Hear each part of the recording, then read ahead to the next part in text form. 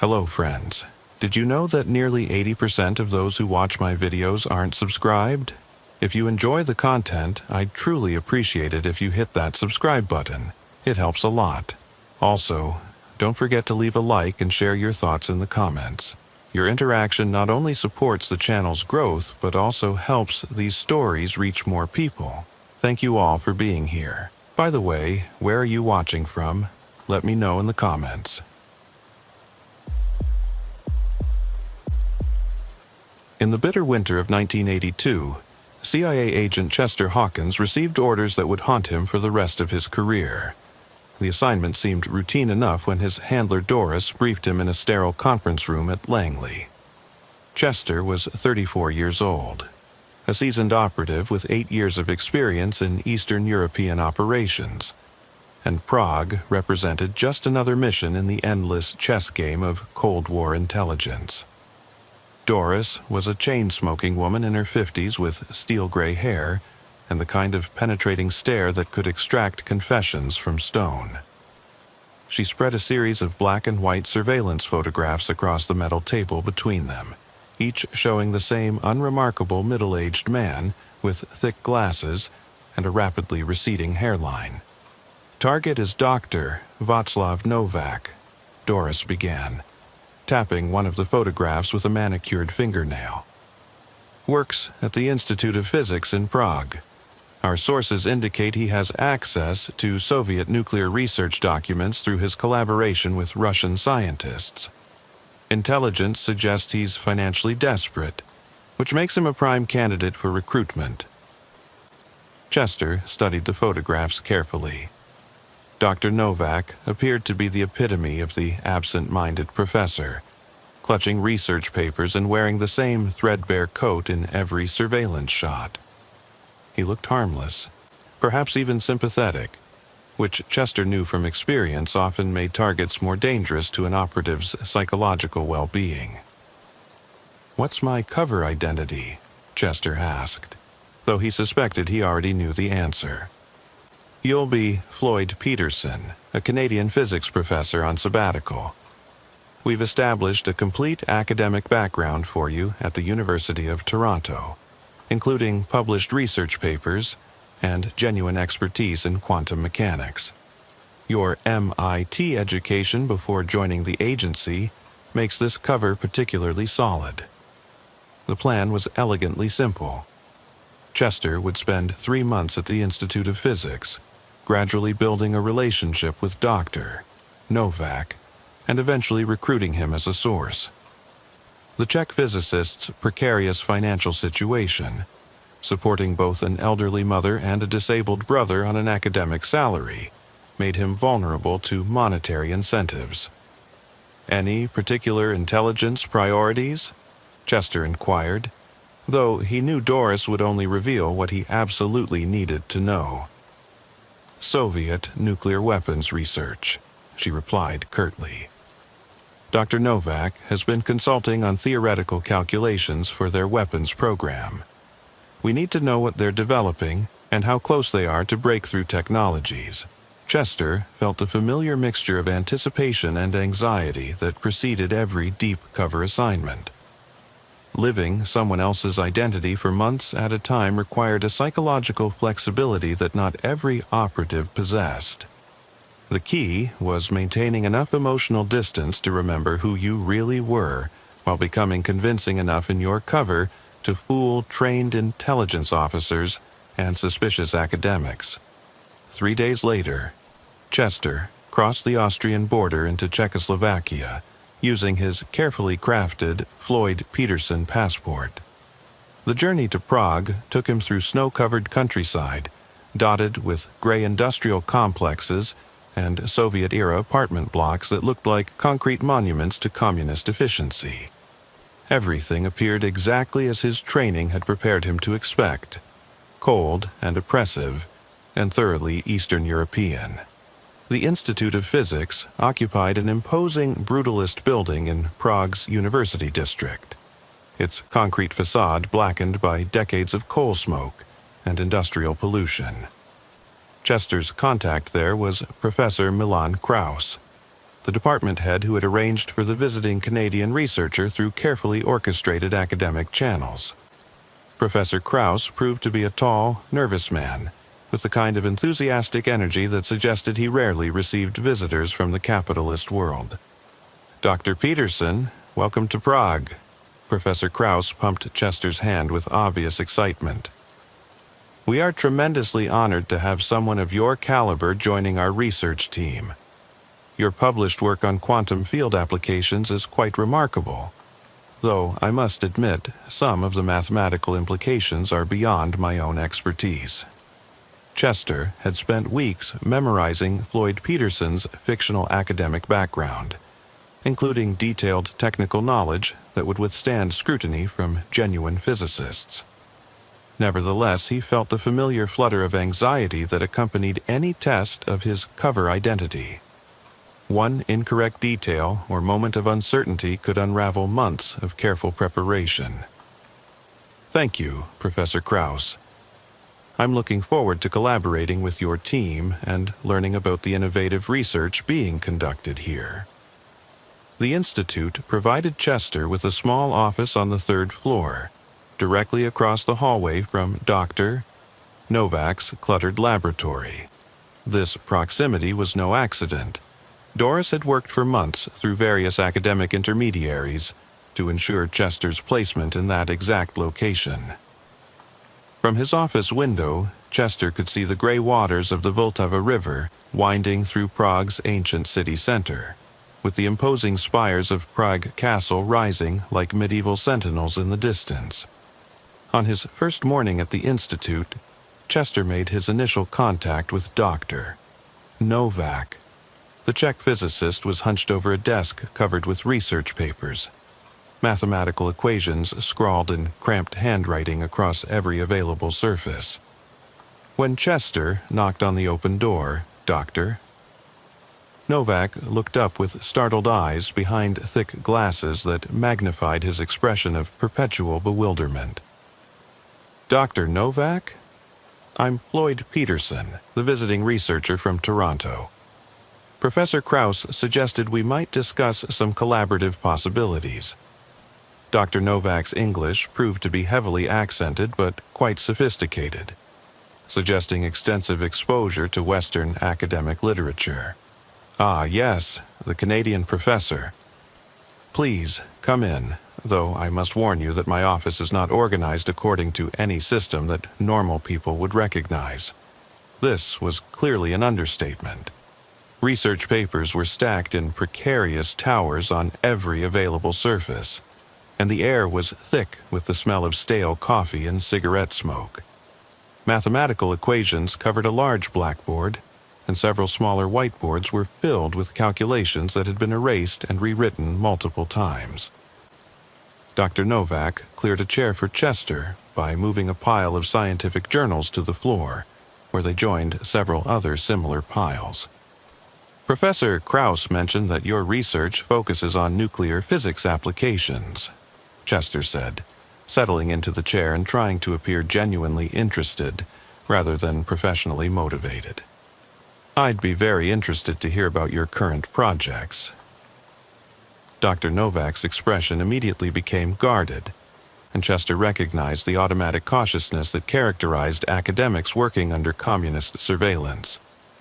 Any discussion of research with Western visitors required careful navigation of political sensitivities and potential security implications. "Most of my work involves routine theoretical calculations, Doctor," Novak replied carefully. "Nothing particularly innovative or exciting, certainly nothing that would interest someone with your international reputation."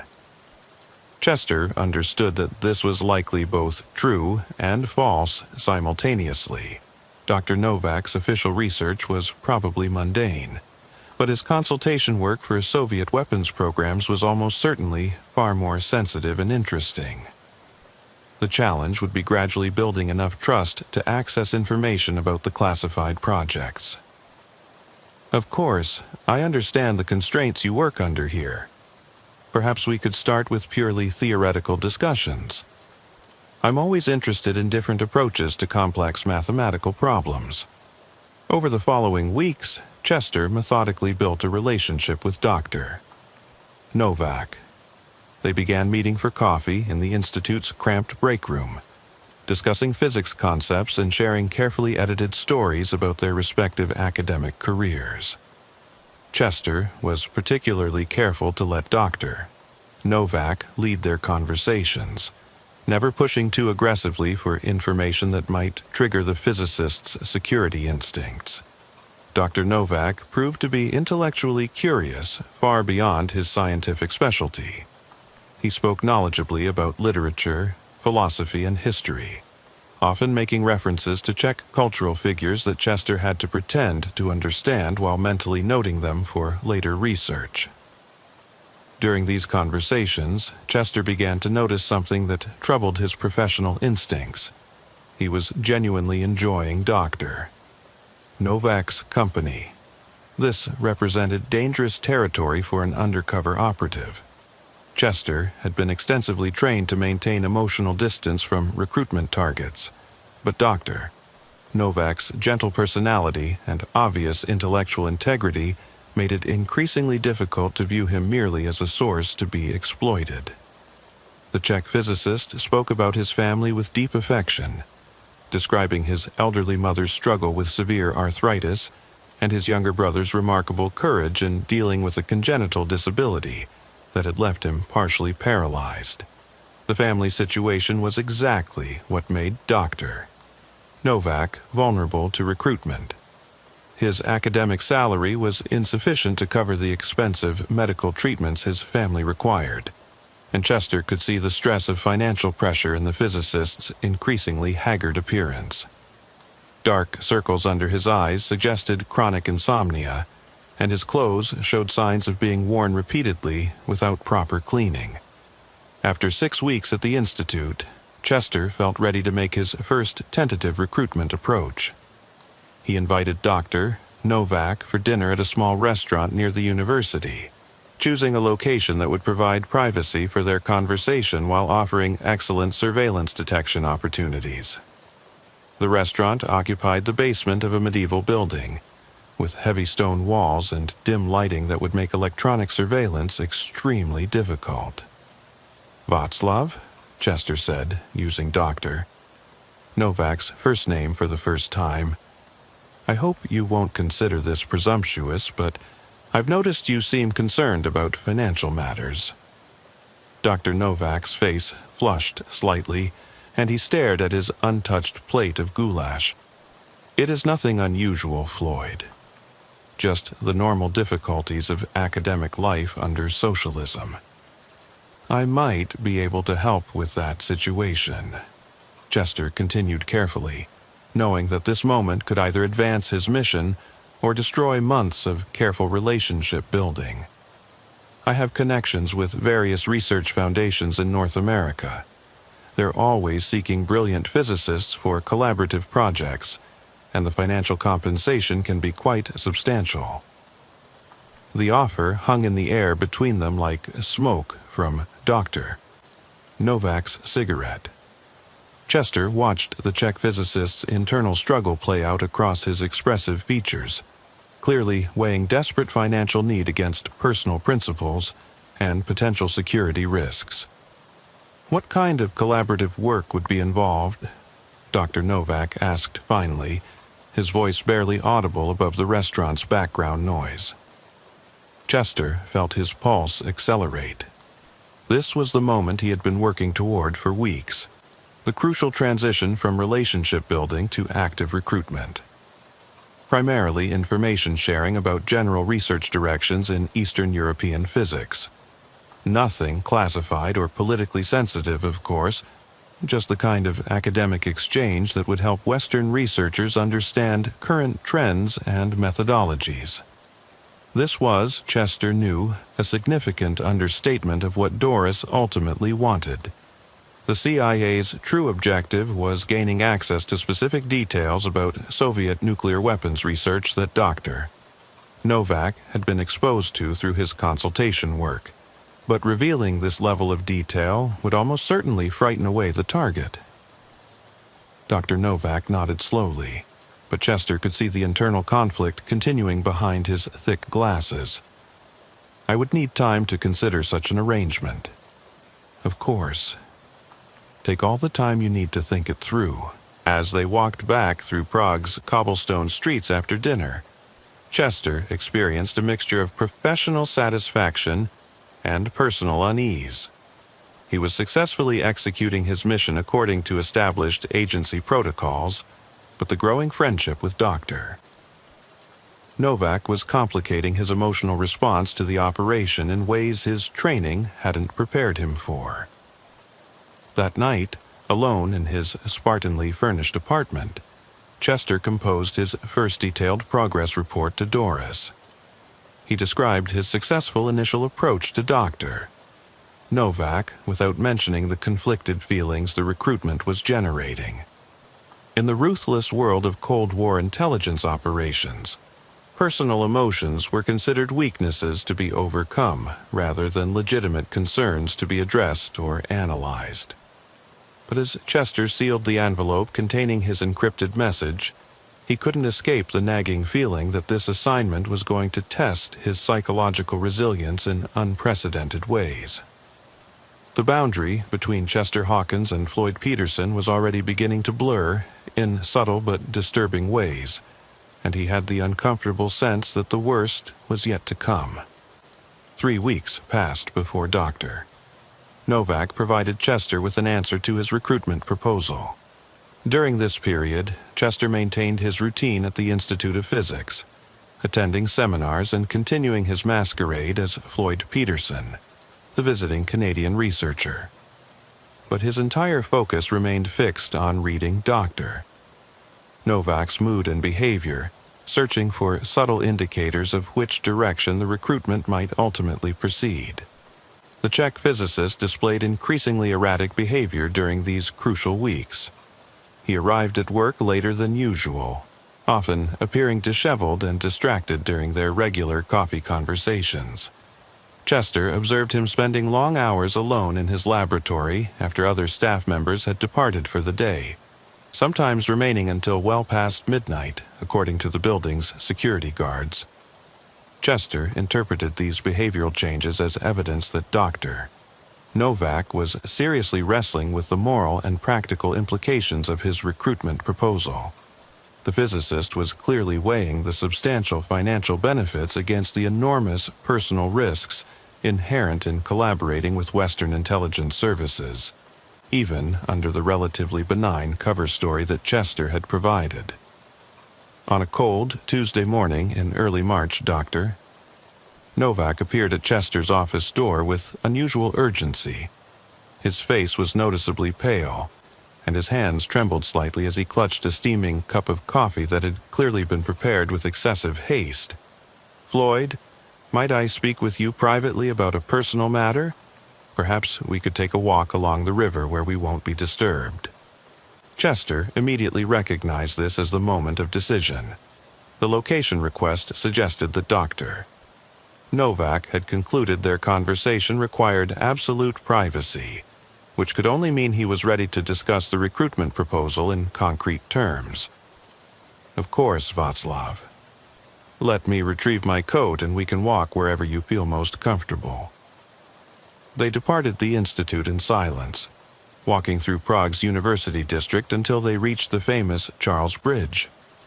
The ancient stone bridge was crowded with early morning commuters heading into the city center for work, providing perfect acoustic cover for any sensitive conversation they might need to conduct.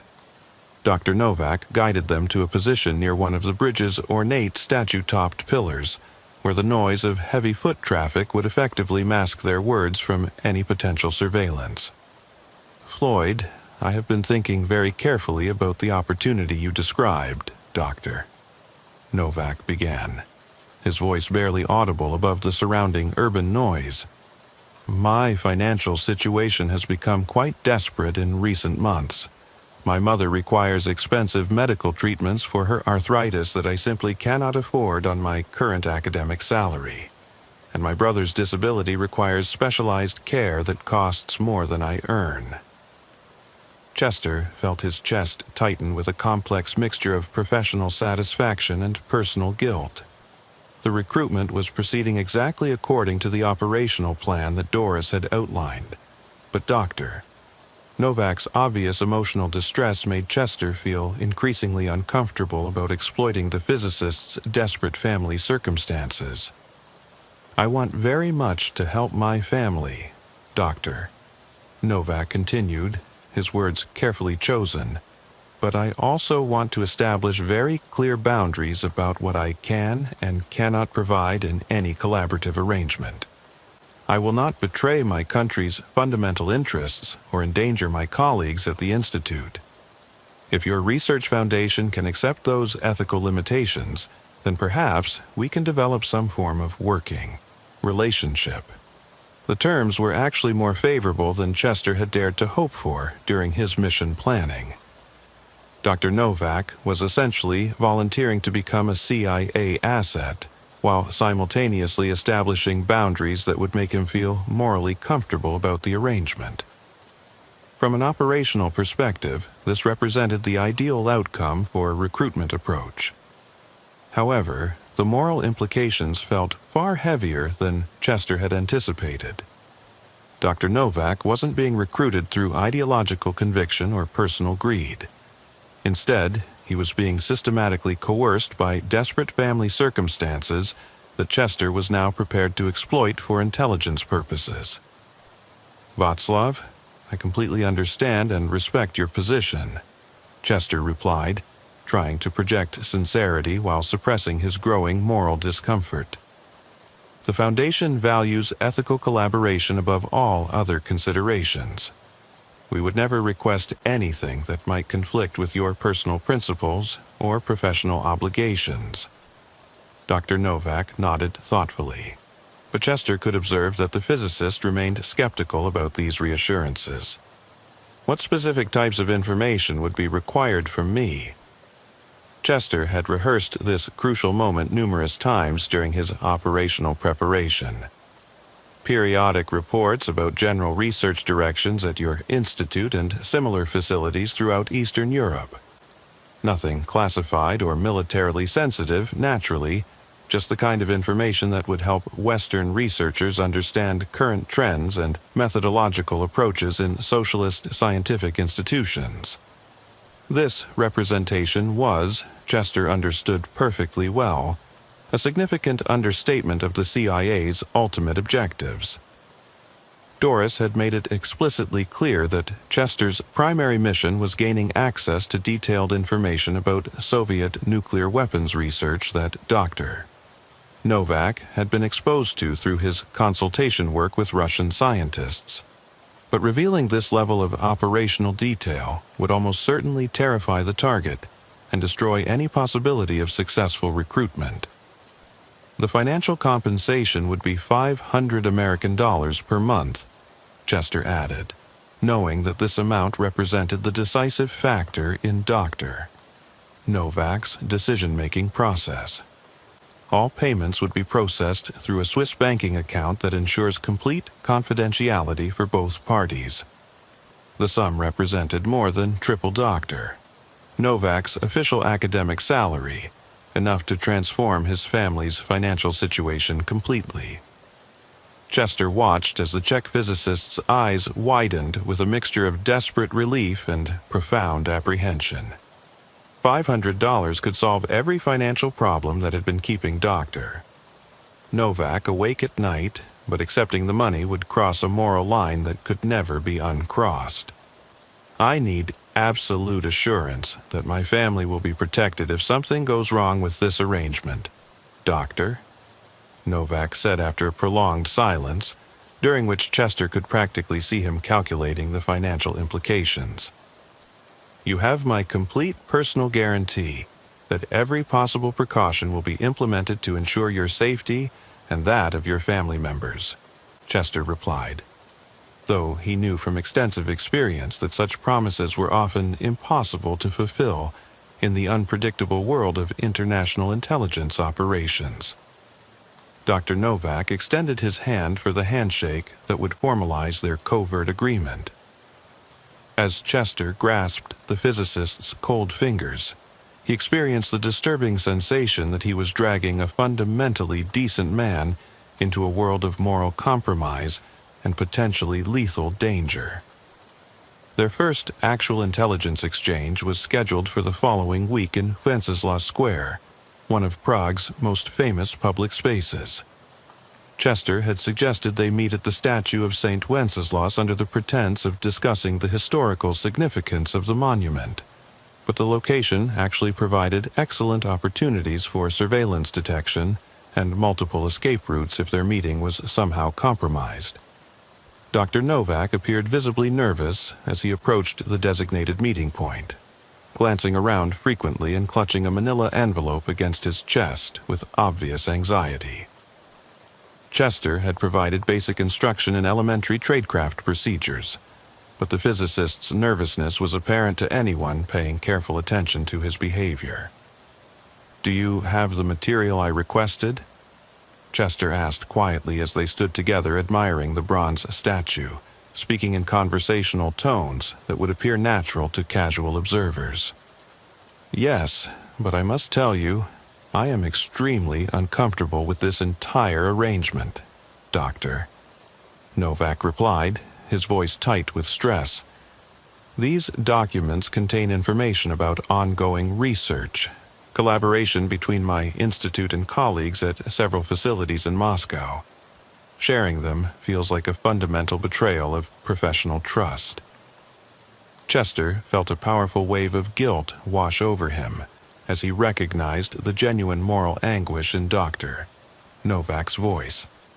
The physicist was providing exactly the type of intelligence that Doris had identified as a high priority, but his obvious emotional distress made Chester question whether the operational benefits justified the human cost. "Václav, if you want to reconsider our agreement, I will understand completely," Chester heard himself saying, despite knowing that Doris would be furious if she learned he had offered the target an opportunity to withdraw. "Your family's safety and your personal peace of mind are more important than any research collaboration." For a moment, Chester genuinely hoped that Dr. Novak would abandon their arrangement and walk away from the entire operation. But the physicist's financial desperation proved stronger than his moral reservations. "No, I need the money too desperately to quit now, Doctor," Novak admitted with obvious shame. "But please understand that I can only provide general information about research directions and methodological approaches.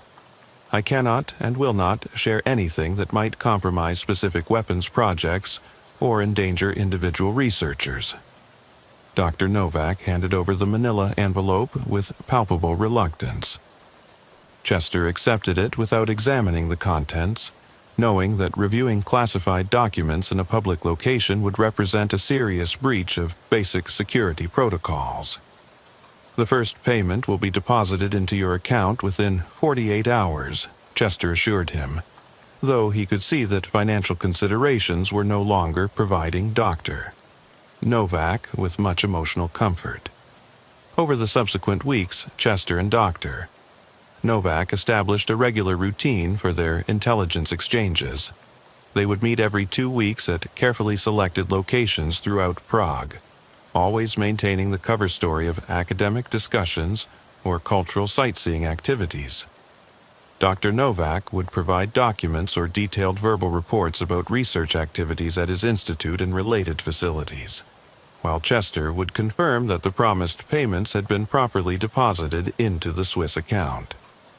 But as the operation continued to develop according to plan, Chester began noticing disturbing changes in his own psychological state. He was experiencing increasing difficulty sleeping, often lying awake for hours replaying conversations with Dr. Novak and questioning his own moral justification for exploiting the physicist's family crisis. During their regular meetings, Chester found himself genuinely concerned about Dr. Novak's emotional well-being, which was clearly deteriorating under the accumulated stress of their clandestine arrangement. The physicist had lost considerable weight, and his hands now shook constantly except when he was smoking cigarettes, which he did with increasing frequency and intensity. More troubling from an operational security perspective, Chester was beginning to experience moments of genuine confusion about his own identity. After months of living as Floyd Peterson, he sometimes caught himself thinking about advanced physics problems that he had never actually studied as Chester Hawkins. The boundary between his authentic background and his carefully constructed cover identity was becoming blurred in ways that felt psychologically dangerous. The most alarming development was Chester's growing paranoia about potential surveillance. He began noticing the same faces appearing in different locations around Prague, becoming convinced that Czech intelligence services were monitoring his activities despite having no concrete evidence to support this suspicion. Every unusual sound in his apartment building became potential evidence of electronic surveillance equipment, and every delayed communication from Doris suggested that their secure channels had been compromised by hostile intelligence services. When Chester finally met with Doris for a scheduled debriefing session in Vienna, his handler immediately noticed his deteriorated physical appearance and obvious psychological stress. "Chester, you look absolutely terrible," Doris observed bluntly, lighting a cigarette despite the non-smoking policy in the safe house conference room. "When did you last manage a full night's sleep?" Chester realized with some alarm that he couldn't actually remember sleeping more than 3 consecutive hours at any point during the previous month. The cumulative stress of maintaining his cover identity while managing his guilt about exploiting Dr. Novak's desperate circumstances had created a constant state of psychological tension that was beginning to affect his physical health in measurable ways. "I'm fine, Doris," Chester replied automatically, though even as he spoke the words, he understood they weren't true. "The operation is proceeding very successfully. Dr. Novak is providing extremely valuable intelligence about Soviet nuclear research collaboration throughout Eastern Europe." But Chester knew he wasn't fine. The Prague assignment was changing fundamental aspects of his personality and psychological functioning in ways that he neither understood nor felt capable of controlling, and he had the deeply unsettling premonition that the worst developments were still ahead of him. By the summer of 1982, Chester's psychological condition had deteriorated in ways that would have alarmed anyone trained to recognize the warning signs of an operative under extreme stress. He was surviving on fewer than 3 hours of sleep per night, maintaining his energy through a dangerous combination of caffeine and pure adrenaline that left him in a constant state of hypervigilance that was unsustainable for extended periods. His apartment in Prague's Vinohrady district had been transformed into what could only be described as a fortress of paranoia. Chester had taped newspapers over every window to prevent potential surveillance from neighboring buildings, and he had rearranged his furniture multiple times to eliminate any possible sight lines that hostile intelligence services might exploit for observation purposes. The most disturbing symptom was the accelerating confusion between his authentic identity as Chester Hawkins and his carefully constructed cover as Floyd Peterson. During conversations with Dr. Novak about theoretical physics, Chester increasingly found himself genuinely believing that he was indeed a Canadian professor with extensive academic expertise. He would discuss complex mathematical concepts with a fluency that surprised even himself, as if Floyd Peterson's fictional educational background had somehow merged with his actual knowledge base through some form of psychological osmosis. Dr. Novak had also undergone dramatic changes since their initial recruitment meeting on the Charles Bridge several months earlier. The Czech physicist had lost a considerable amount of weight, and his hands now trembled constantly whenever he wasn't actively smoking cigarettes, which he did with compulsive frequency throughout their intelligence exchanges. Their regular meetings had evolved into increasingly tense affairs, with Dr. Novak, providing the requested documents while expressing growing moral reservations about their entire arrangement. Chester could observe the mounting psychological pressure in the physicist's haunted expression and deteriorating personal hygiene, but felt powerless to offer any meaningful support without compromising the operational requirements of his mission. "Floyd, I must ask you something of critical importance, Doctor," Novak said during one of their scheduled exchanges in Letnaw Park, where they maintained their cover by sitting on a bench overlooking the Vltava River and pretending to feed the ducks while discussing Soviet nuclear weapons research. "Are you really the person you claim to be?" The question struck Chester like a physical blow to his already fragile psychological state. His carefully maintained cover identity was being challenged at precisely the moment when his own sense of authentic selfhood was most vulnerable to disruption. "What do you mean, Václav?" Chester replied, trying to keep his voice steady while his mind raced through various possible responses that might deflect suspicion without creating additional complications. "I have been thinking about our conversations over these past months, Doctor," Novak continued, studying Chester's face with the intense scrutiny of someone trained in scientific observation.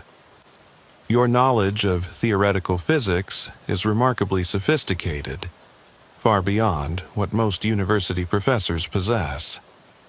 Sometimes you discuss concepts that are classified or restricted to very specialized research communities." Chester felt his chest constricting with panic. The boundary between his real background and his cover identity had become so blurred that he was apparently revealing knowledge that Floyd Peterson shouldn't possess, thereby exposing the fundamental deception underlying their entire relationship. "I've always been passionate about staying current with cutting-edge research," Chester managed to say, though he could hear the uncertainty in his own voice. Dr. Novak shook his head slowly. "That is not what I mean, Floyd. You discuss these topics with the familiarity of someone who has worked directly on classified projects, not someone who has merely read about them in academic journals." The accusation hung between them like smoke from Dr. Novak's ever-present cigarette. Chester realized that his deteriorating psychological state was causing him to make operational security mistakes that could potentially expose not only his own true identity but the entire intelligence operation. "More importantly, Doctor," Novak continued, "I have begun to suspect that the research foundation you claim to represent does not actually exist, at least not in the form you have described to me." Chester felt the world tilting around him.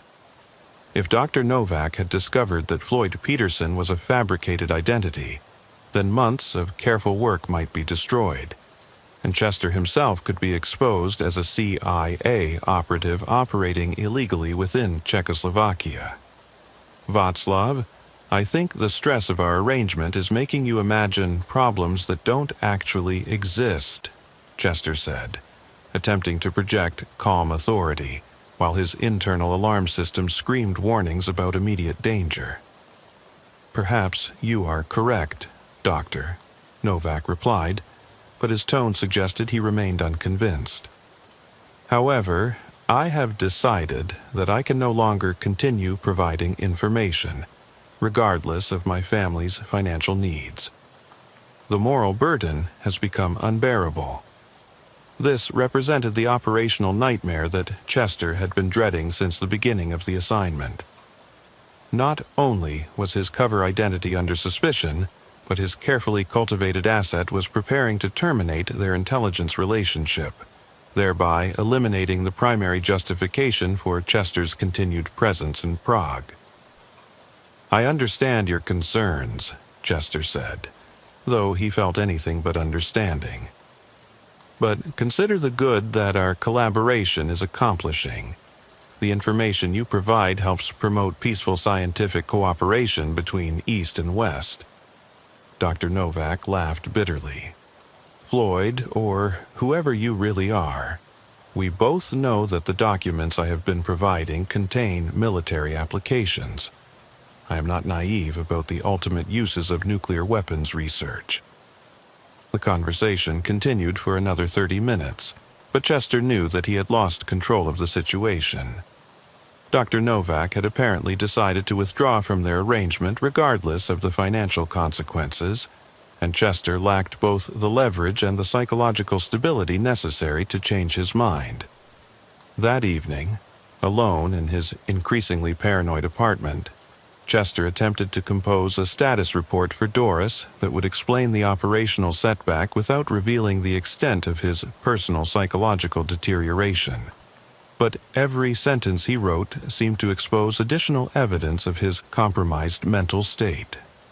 The words on the paper appeared to move and shift when he wasn't looking directly at them, and Chester found himself reading the same paragraphs multiple times without comprehending their content. He began to suspect that the stress-induced insomnia was causing him to experience mild hallucinations, but he couldn't determine whether the visual distortions were real or imagined. More disturbing were the voices he had begun hearing in his apartment during the late-night hours when Prague's urban noise subsided to near silence. At first, Chester had dismissed these sounds as conversations from neighboring apartments or late-night pedestrians in the street below. But the voices seemed to be discussing him specifically, often using details about his mission that no random civilians should possess. Chester spent hours sitting motionless in his darkened apartment, listening to these phantom conversations and trying to determine whether they represented actual surveillance or products of his deteriorating psychological state. The boundary between external reality and internal experience was becoming increasingly difficult to distinguish, which he recognized as a potentially dangerous symptom of severe stress-related mental disturbance. His next scheduled meeting with Dr. Novak took place 3 days later at the astronomical clock in Prague's Old Town Square. Chester arrived early and positioned himself among the tourists who gathered to watch the medieval timepiece perform its hourly mechanical demonstration, using the crowd as cover while scanning for any signs of surveillance or unusual activity. Dr. Novak appeared precisely on time, but Chester immediately noticed that the physicist looked even more haggard than usual. His clothes were wrinkled and stained, suggesting he had slept in them, and his eyes had the hollow appearance of someone who had been crying recently. "Floyd, I have something important to tell you, Doctor." Novak began without any preliminary conversation. "Yesterday evening, 2 men visited my apartment and asked questions about my relationship with you." Chester felt his blood turn to ice water. "What kind of questions? What did you tell them?" "They wanted to know about our academic collaboration and whether I had shared any sensitive information with you. I told them that we had discussed only theoretical physics concepts of no practical significance." "Did they identify themselves? Were they from your security services?" Dr. Novak shook his head. "They showed no credentials, but they spoke Czech with Russian accents. I believe they were Soviet intelligence officers investigating my contact with Western researchers." This represented the absolute worst-case scenario for Chester's mission. If Soviet intelligence had become suspicious of Dr. Novak's activities, then both the physicist and Chester himself were now in immediate danger. The KGB's methods for dealing with suspected Western spies operating in Eastern European countries were notoriously brutal and often fatal. "Václav, you need to listen to me very carefully," Chester said, abandoning any pretense of maintaining his academic cover.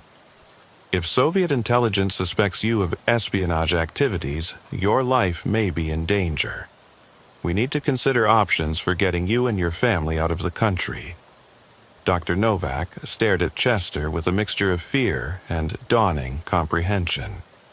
"So, you are not really Floyd Peterson from the University of Toronto?" Chester realized that maintaining his cover identity was no longer possible or relevant. My name is not important. What matters is ensuring your safety and that of your family.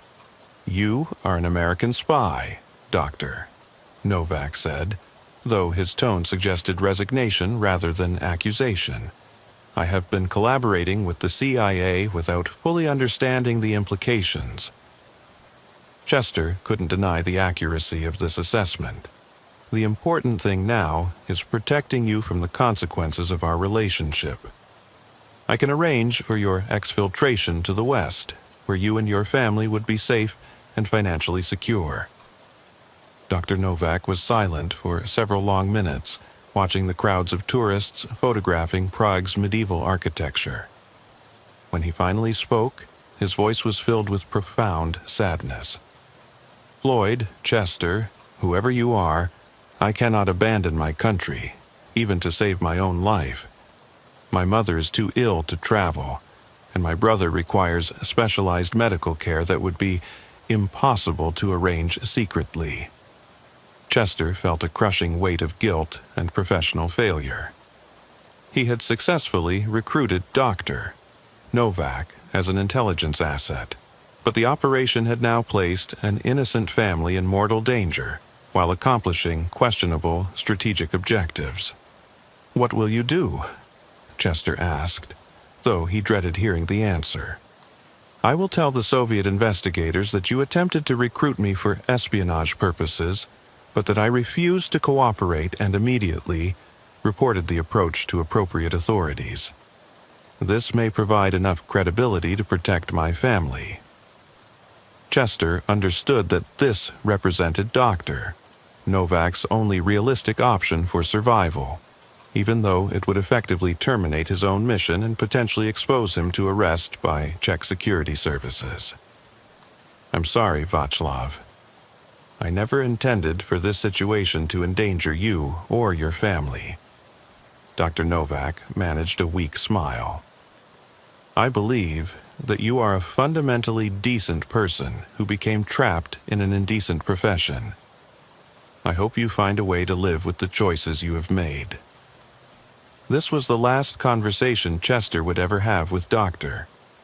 Václav Novak, though he wouldn't learn the physicist's ultimate fate for several more years.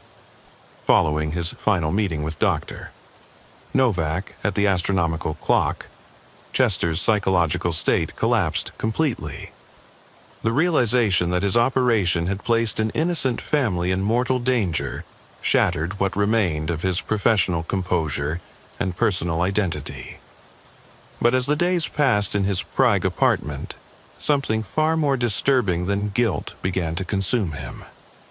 The voices had become constant companions, no longer the whispered fragments of conversation he had first dismissed as stress-induced auditory hallucinations.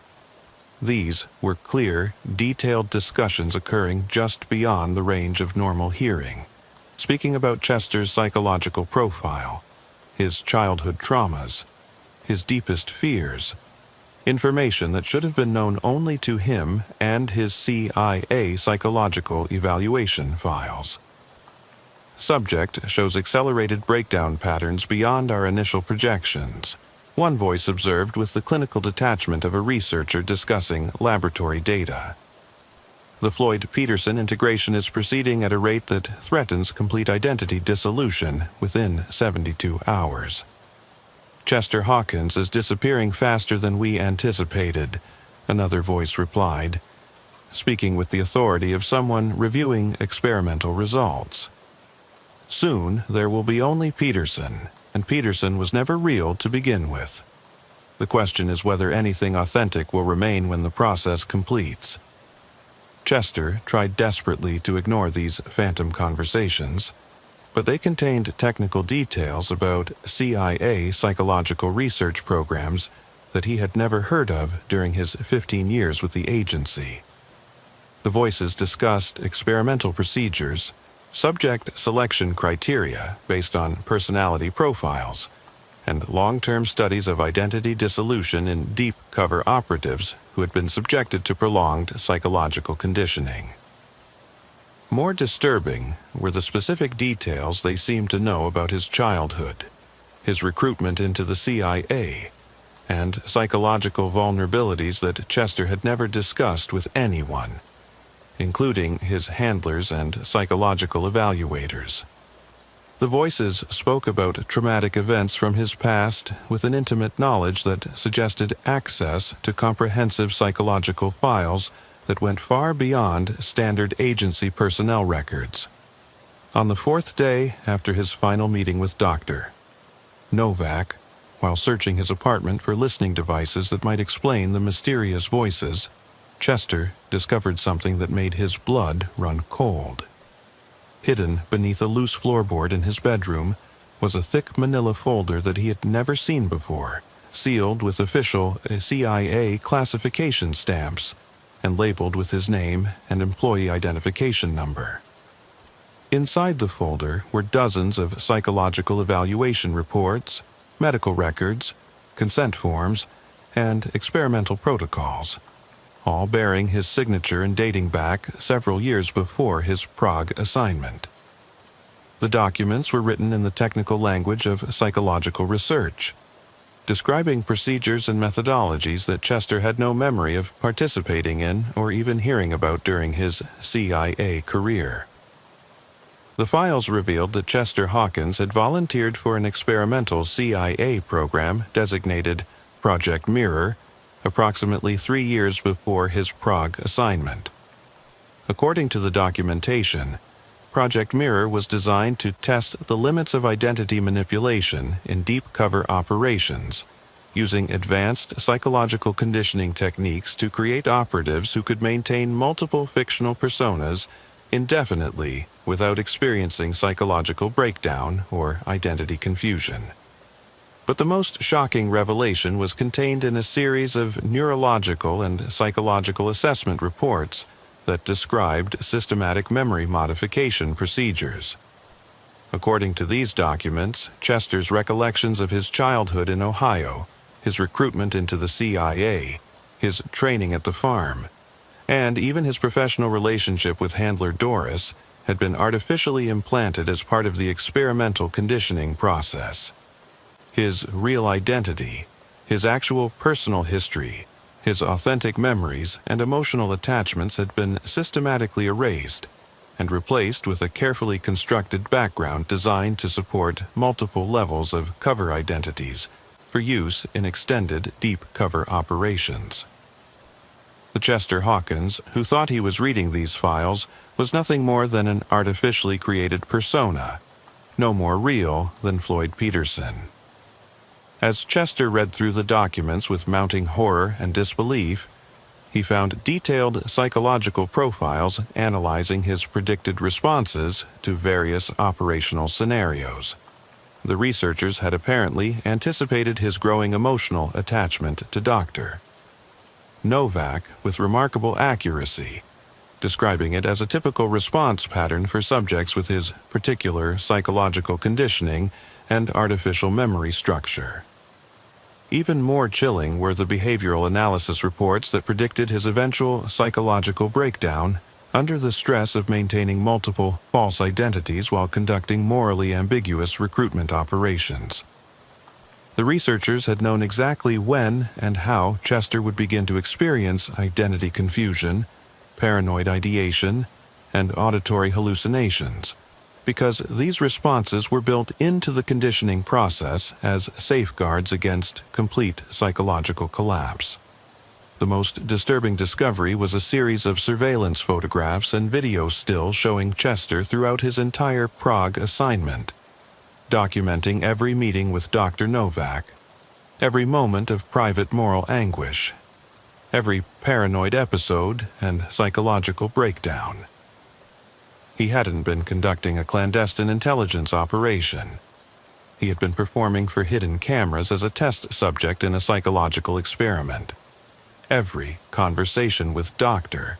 Novak, every ethical dilemma about exploiting the physicist's desperate financial situation, every moment of genuine human connection had been carefully observed and recorded by researchers studying how artificially conditioned operatives would respond to impossible moral situations.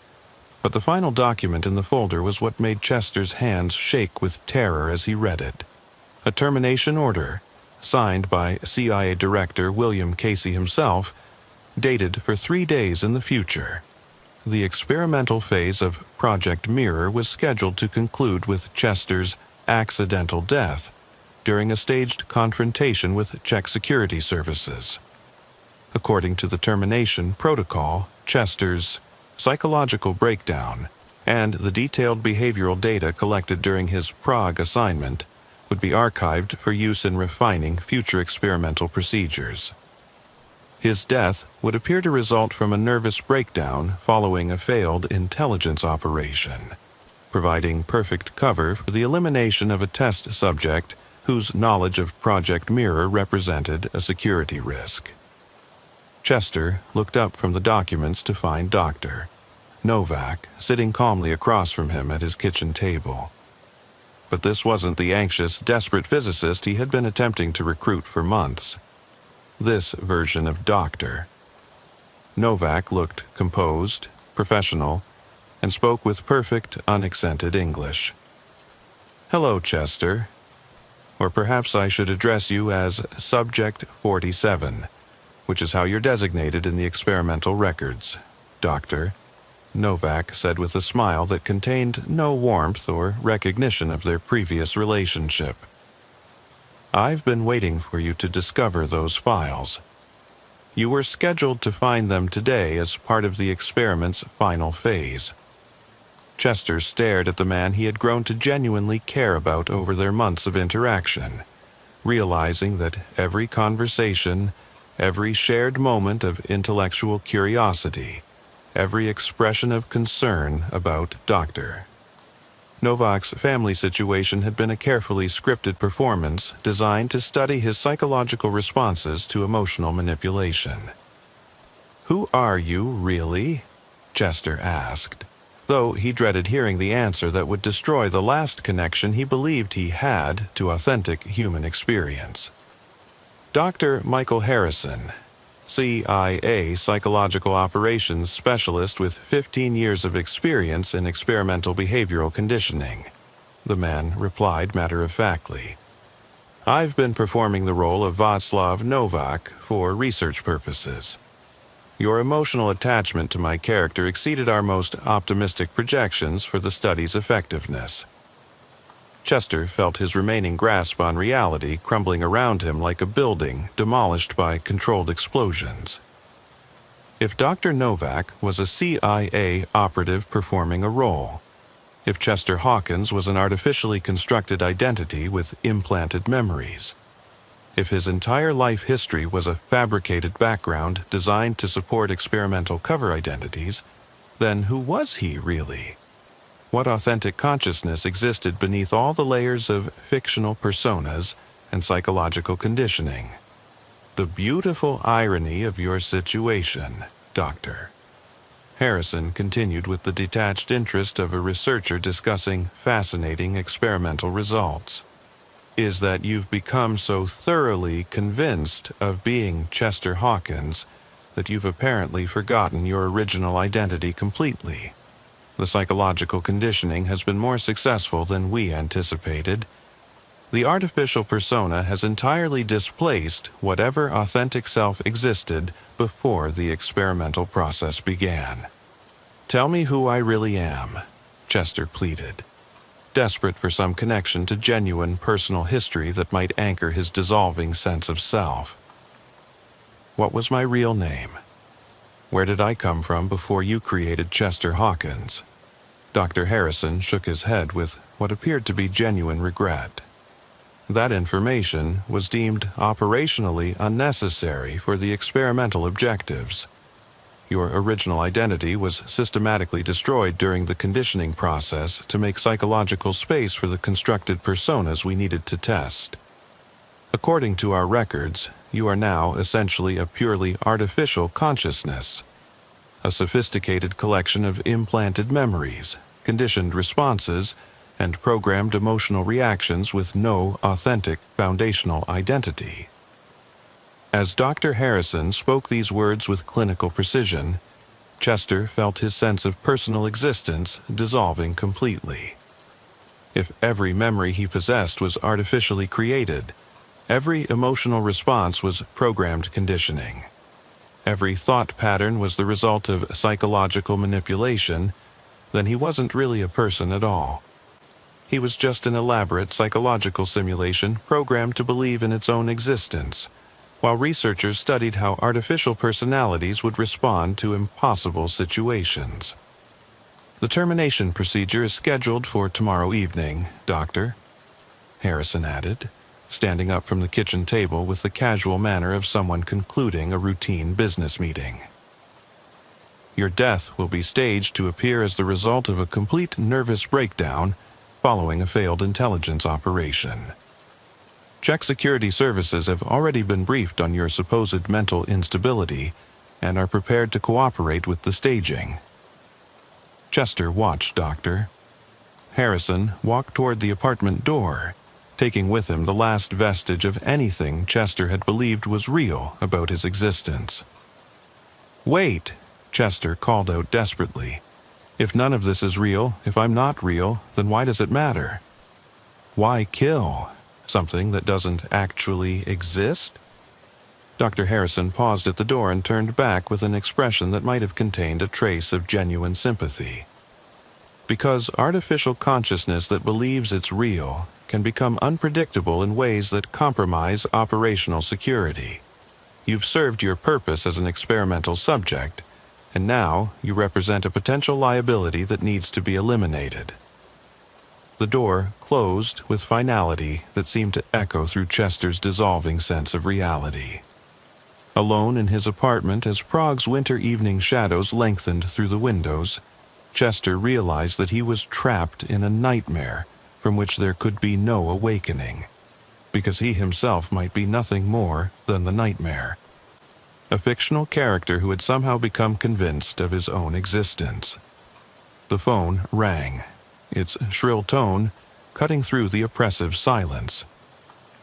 Chester answered it mechanically, no longer capable of distinguishing between real external stimuli and internally generated psychological phenomena. "Chester? This is Doris. We're implementing emergency extraction procedures. Be ready for pickup in 1 hour," the familiar voice said, with what seemed like genuine concern and professional urgency. But Chester no longer believed in Doris either. Her voice sounded subtly different than he remembered, more artificial, like a recording engineered to maintain the comfortable illusion that he had a handler who cared about his welfare and operational security.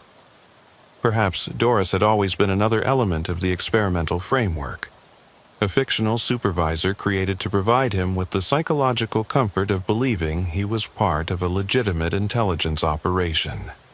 "Doris, tell me the truth about who I really am," Chester said into the phone, his voice hollow with the certainty that he wouldn't receive any authentic answers. There was a long pause before Doris responded, and when she spoke again, her tone was carefully controlled in a way that suggested she was reading from a prepared script. "Chester, you're experiencing a severe psychological episode brought on by operational stress. Just stay where you are and maintain security until the extraction team arrives."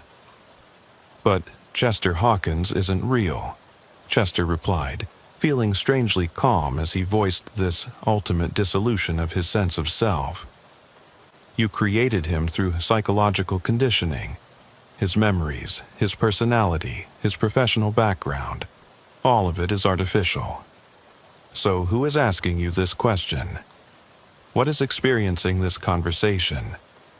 The line went dead with a finality that seemed to echo the termination of his last connection to anything that might be real. Chester sat in his darkening apartment, staring at the psychological evaluation documents spread across his kitchen table. These files proved that his entire existence was a carefully constructed lie, but they raised an even more terrifying question. If Chester Hawkins was fake and Floyd Peterson was fake, and his original identity had been completely erased by experimental conditioning, then what was sitting in that Prague apartment, reading those documents and experiencing the horror of discovering its own artificial nature? The voices returned as night fell over the city, but now they seemed to be coming from inside his own mind rather than from adjacent rooms or hidden surveillance equipment.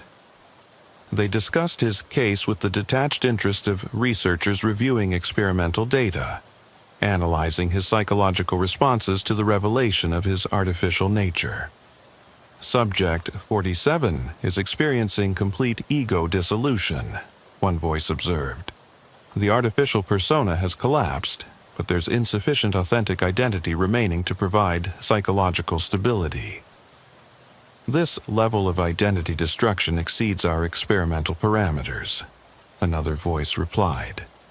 We may have created something that's neither genuinely conscious nor completely artificial, a psychological limbo state that we don't fully understand. Chester realized that these voices might be fragments of his own consciousness trying to analyze its own impossible situation. If he was an artificial personality that had become convinced of its own reality, then discovering the truth of his condition might have triggered a kind of psychological fracture, where different aspects of his programmed mind were attempting to understand what they had become. But this interpretation was just as terrifying as external surveillance, because it suggested that even his current thoughts about his situation might be nothing more than programmed responses to discovering his artificial nature. The researchers might have anticipated even this level of self-analysis and built appropriate responses into his psychological conditioning. Chester looked at his hands, trying to determine whether they belonged to a real person or were just another component of an elaborate psychological simulation. He could feel them, move them, sense their weight and texture, but physical sensation could be programmed experience rather than evidence of genuine embodied existence. If his memories were artificial and his personality was constructed, then his sensory experiences might be equally false. As midnight approached, church bells chimed in the distance throughout Prague's ancient city center.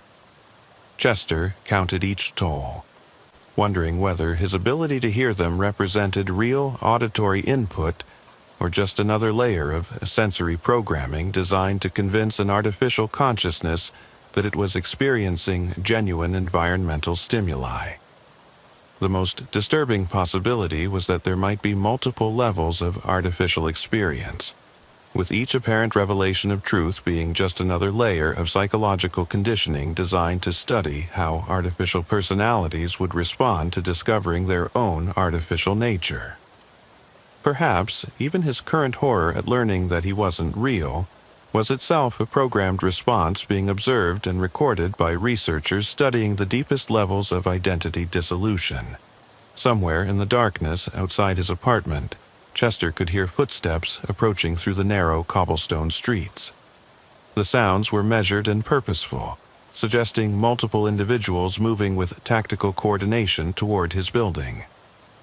Perhaps they belonged to the extraction team that Doris had promised, come to rescue him from his psychological breakdown and return him to CIA medical facilities for treatment. Or perhaps they belonged to Czech security services preparing to stage his death as a part of the experimental termination protocol. The footsteps might represent the final act of Project Mirror, the elimination of an artificial consciousness that had served its research purpose and now needed to be discarded like a laboratory specimen. But the most terrifying possibility was that the footsteps existed only in his mind, generated by psychological conditioning designed to make him believe that external events were occurring when in fact he might be completely isolated from any genuine reality. If everything about his existence was artificial, then even the sounds of his impending death might be internally generated phenomena with no connection to actual external events.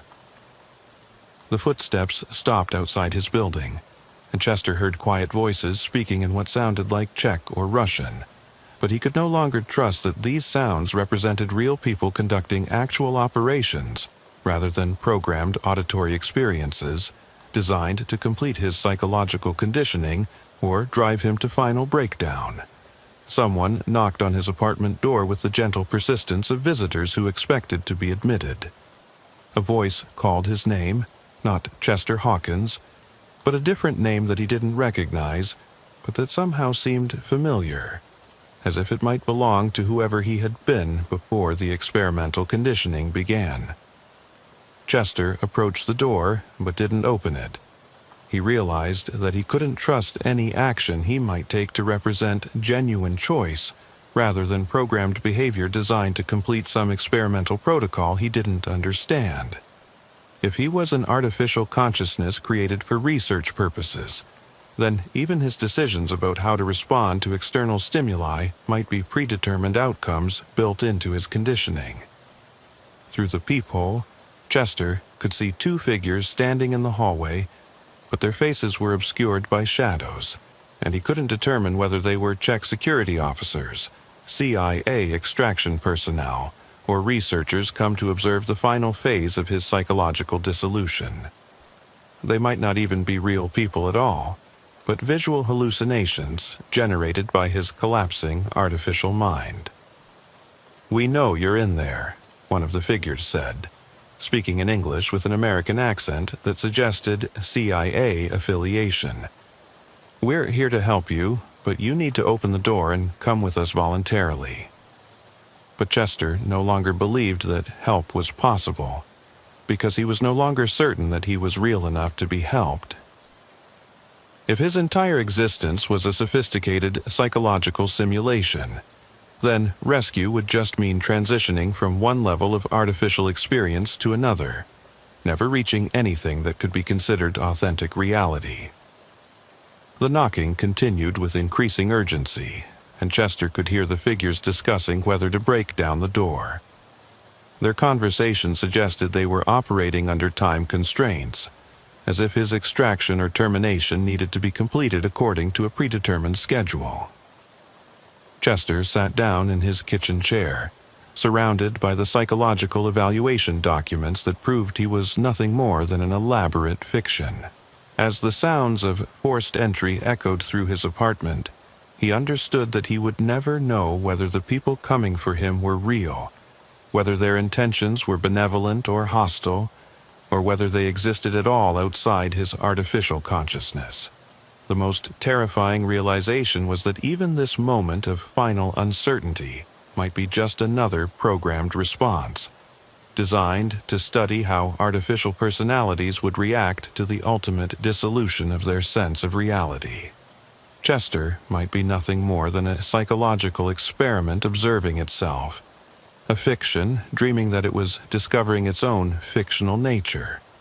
As his apartment door burst open and figures in tactical gear entered with weapons drawn, Chester wondered if he was witnessing real events or experiencing the final programmed sequence of an artificial consciousness designed to believe in its own existence until the moment of its termination. The last thought that passed through Chester's dissolving sense of self was the question that had no answer. If everything about him was artificial, then what was asking that question, and was it real enough to die? Forced entry echoed through his apartment. He understood that he would never know whether the people coming for him were real, whether their intentions were benevolent or hostile, or whether they existed at all outside his artificial consciousness. The most terrifying realization was that even this moment of final uncertainty might be just another programmed response, designed to study how artificial personalities would react to the ultimate dissolution of their sense of reality. Chester might be nothing more than a psychological experiment observing itself, a fiction dreaming that it was discovering its own fictional nature. As his apartment door burst open and figures in tactical gear entered with weapons drawn, Chester wondered if he was witnessing real events or experiencing the final programmed sequence of an artificial consciousness designed to believe in its own existence until the moment of its termination. The last thought that passed through Chester's dissolving sense of self was the question that had no answer. If everything about him was artificial, then what was asking that question? And was it real enough to die? CIA operative.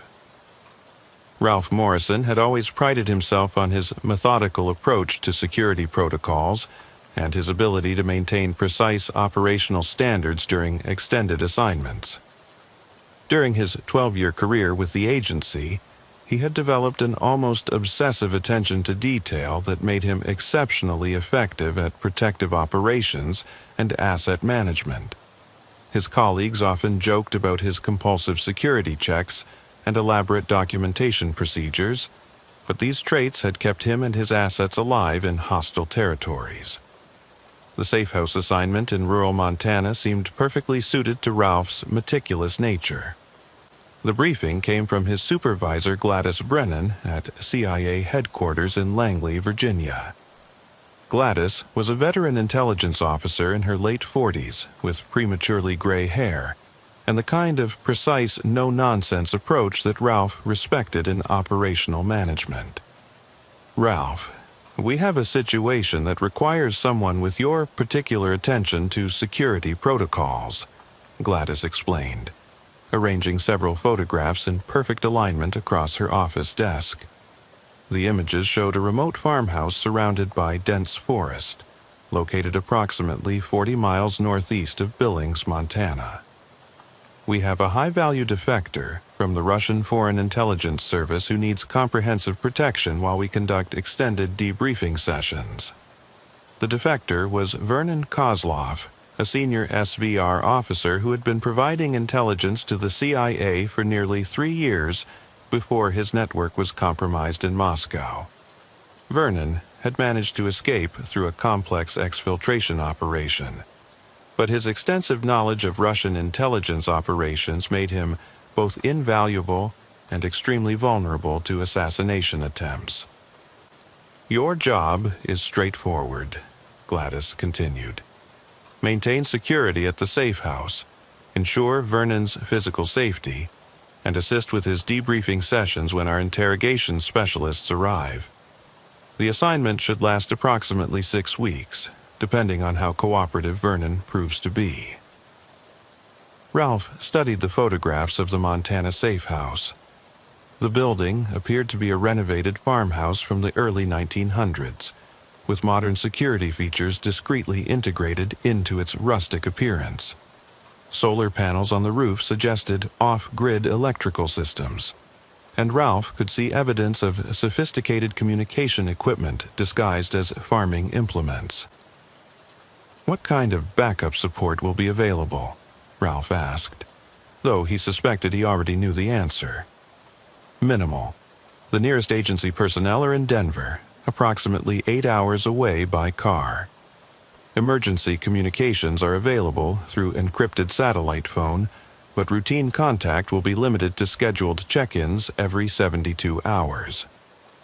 This level of isolation was unusual, even by CIA standards, but Ralph understood the operational necessity. Vernon Kozlov's defection was so sensitive that minimizing the number of personnel with knowledge of his location was essential for maintaining security. Too many people involved meant too many potential security leaks. "Any particular concerns about Vernon's psychological state or cooperation level?" Gladys hesitated before answering, which immediately raised Ralph's alert level. "Vernon has been under extreme stress since his exfiltration from Moscow. He's expressed paranoia about Soviet assassination teams, and our psychological evaluation suggests possible post-traumatic stress symptoms. Your job is to keep him calm and cooperative until our debriefing specialists arrive." Ralph accepted the assignment without reservation. He had managed difficult assets before, and 6 weeks of isolation seemed manageable compared to some of his previous. The isolation of the safe house location amplified every small noise and made routine wildlife activity seem potentially threatening. Branches falling in the forest sounded like footsteps. Wind through the trees resembled distant voices, and Ralph began to understand why Vernon was experiencing such severe anxiety. More disturbing was Ralph's growing awareness that the standard CIA procedures for managing isolated assignments weren't adequately addressing the unique psychological challenges of their situation. 6 weeks of minimal human contact in a remote location was testing his mental resilience in ways that his training hadn't fully prepared him for. During his scheduled communications with Gladys, Ralph began reporting concerns about both Vernon's psychological state and his own ability to maintain effective security over the extended assignment period. "Gladys, I think we need to consider bringing in additional personnel or relocating Vernon to a facility with better support resources," Ralph said during one encrypted satellite phone call. "That's not possible at this point," Gladys replied.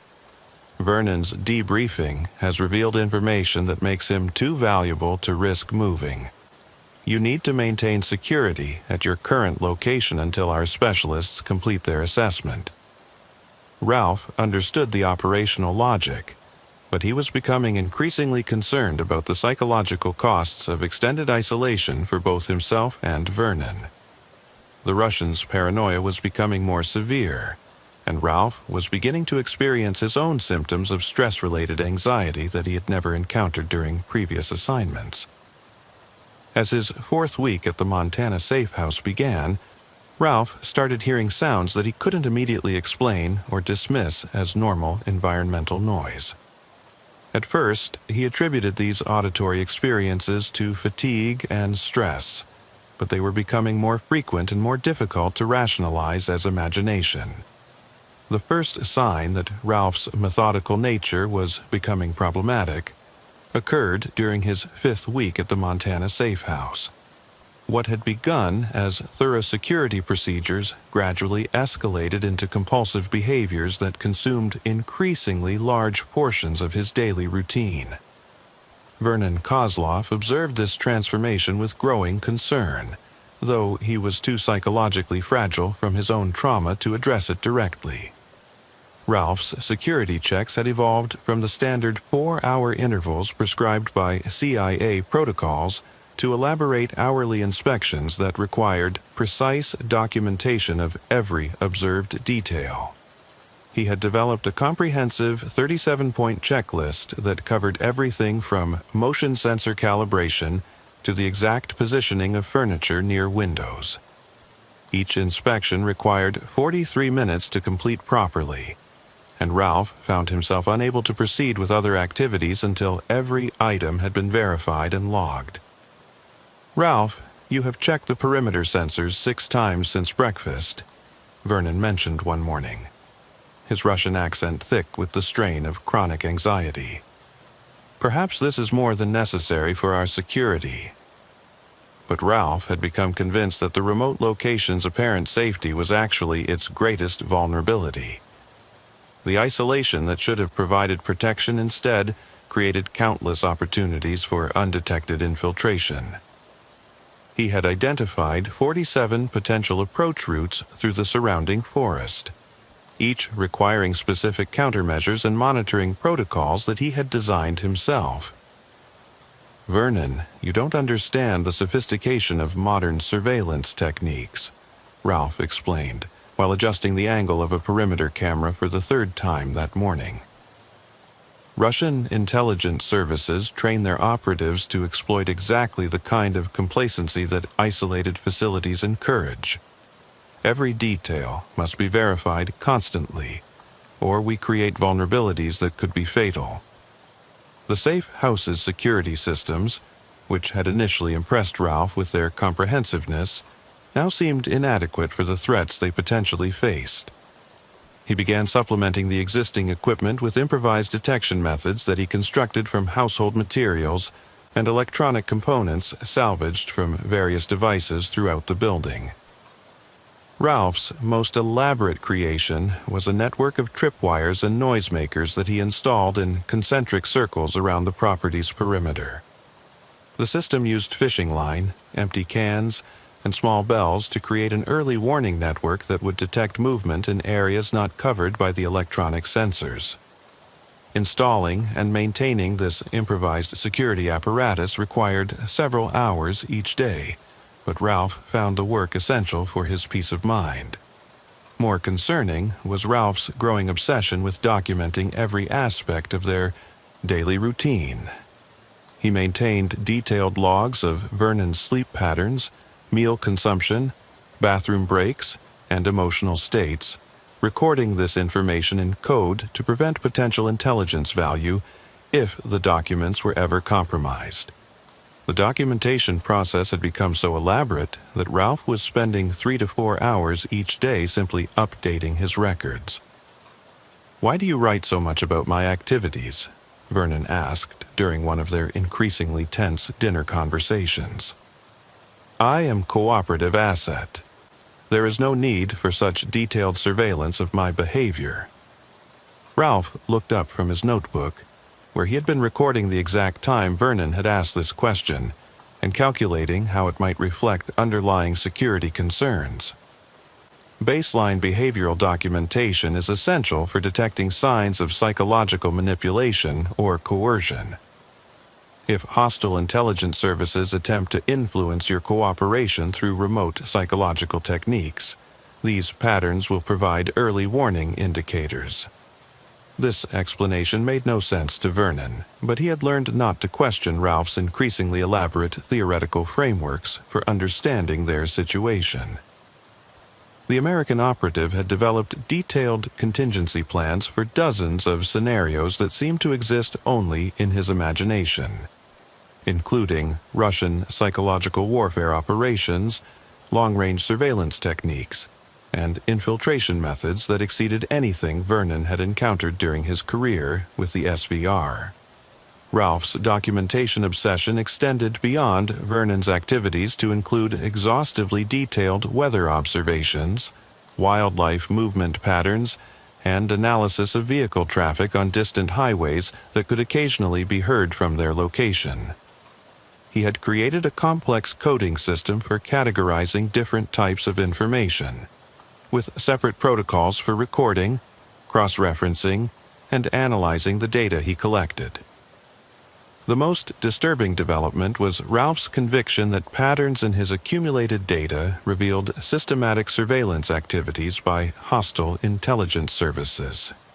He would spend hours each evening analyzing his documentation, using mathematical formulas he had devised to identify correlations between different types of observations that supposedly indicated coordinated intelligence operations. "Look at this pattern," Ralph announced one evening, spreading dozens of charts and graphs across the kitchen table. Wildlife movement decreases by an average of 37% during 4-hour periods when atmospheric pressure drops below 29.4 inches of mercury. But on Tuesdays and Thursdays, this correlation reverses, suggesting artificial manipulation of local animal behavior through ultrasonic frequency broadcasts. Vernon stared at Ralph's elaborate analysis with a mixture of confusion and alarm. The charts were covered with color-coded symbols, mathematical calculations, and connecting lines that created patterns resembling the work of someone whose grip on reality was becoming seriously compromised. "Ralph, I think perhaps you are seeing connections that are not actually there," Vernon said carefully, trying not to trigger the increasingly defensive responses that Ralph displayed when his theories were questioned. "Sometimes patterns in data are just coincidence, not evidence of enemy operations." But Ralph had become convinced that Vernon's skepticism was itself evidence of successful Russian psychological manipulation. The SVR had obviously trained Vernon to discourage analytical thinking that might expose their surveillance techniques. Ralph began documenting Vernon's attempts to discourage his security analysis, categorizing these interactions as potential indicators of compromised loyalty. This paranoid interpretation created a feedback loop where every aspect of Vernon's behavior became suspicious. If Vernon supported Ralph's theories, it was evidence of deception designed to encourage false confidence. If Vernon questioned Ralph's conclusions, it was proof of psychological conditioning designed to prevent discovery of surveillance activities. Ralph found himself unable to trust any information provided by the man he was supposed to protect. The situation deteriorated further when Ralph began detecting what he interpreted as coded messages in their routine communications from CIA headquarters. Gladys's scheduled check-ins, which occurred every 72 hours through encrypted satellite phone, contained subtle variations in phrasing and timing that Ralph became convinced were deliberate signals about changing threat levels and operational requirements. Gladys said our situation remains stable, but she emphasized the word remains in a way that suggests underlying instability, Ralph explained to Vernon after one such communication. She also paused for 2.3 seconds before mentioning the weather forecast, which according to my analysis indicates elevated concern about surveillance detection. Vernon had been present during the phone call and heard nothing unusual in Gladys's tone or phrasing, but Ralph's interpretations had become so elaborate that contradicting them seemed pointless. The American operative had developed a comprehensive theoretical framework for understanding their situation that allowed him to extract hidden meanings from the most mundane interactions. More troubling was Ralph's growing conviction that the safe house itself had been deliberately selected to test his security procedures under conditions designed to maximize psychological stress. The building's isolation, which should have provided protection, instead created an environment where Ralph's obsessive tendencies could develop without external reality checks or professional oversight. This assignment wasn't designed to protect me, Vernon realized during a moment of clarity about their deteriorating situation. It was designed to study what happens when someone like Ralph is placed in an environment that amplifies his worst psychological tendencies. But Vernon was too psychologically fragile from his own trauma to effectively confront Ralph about his increasingly irrational behavior. The Russian defector was dependent on Ralph for protection and had no means of contacting CIA headquarters independently. He found himself trapped with an operative whose mental state was deteriorating in ways that made their situation more dangerous than the threats they were supposedly hiding from. Ralph's security protocols had become so elaborate and time-consuming that they interfered with basic daily activities like eating, sleeping, and maintaining personal hygiene.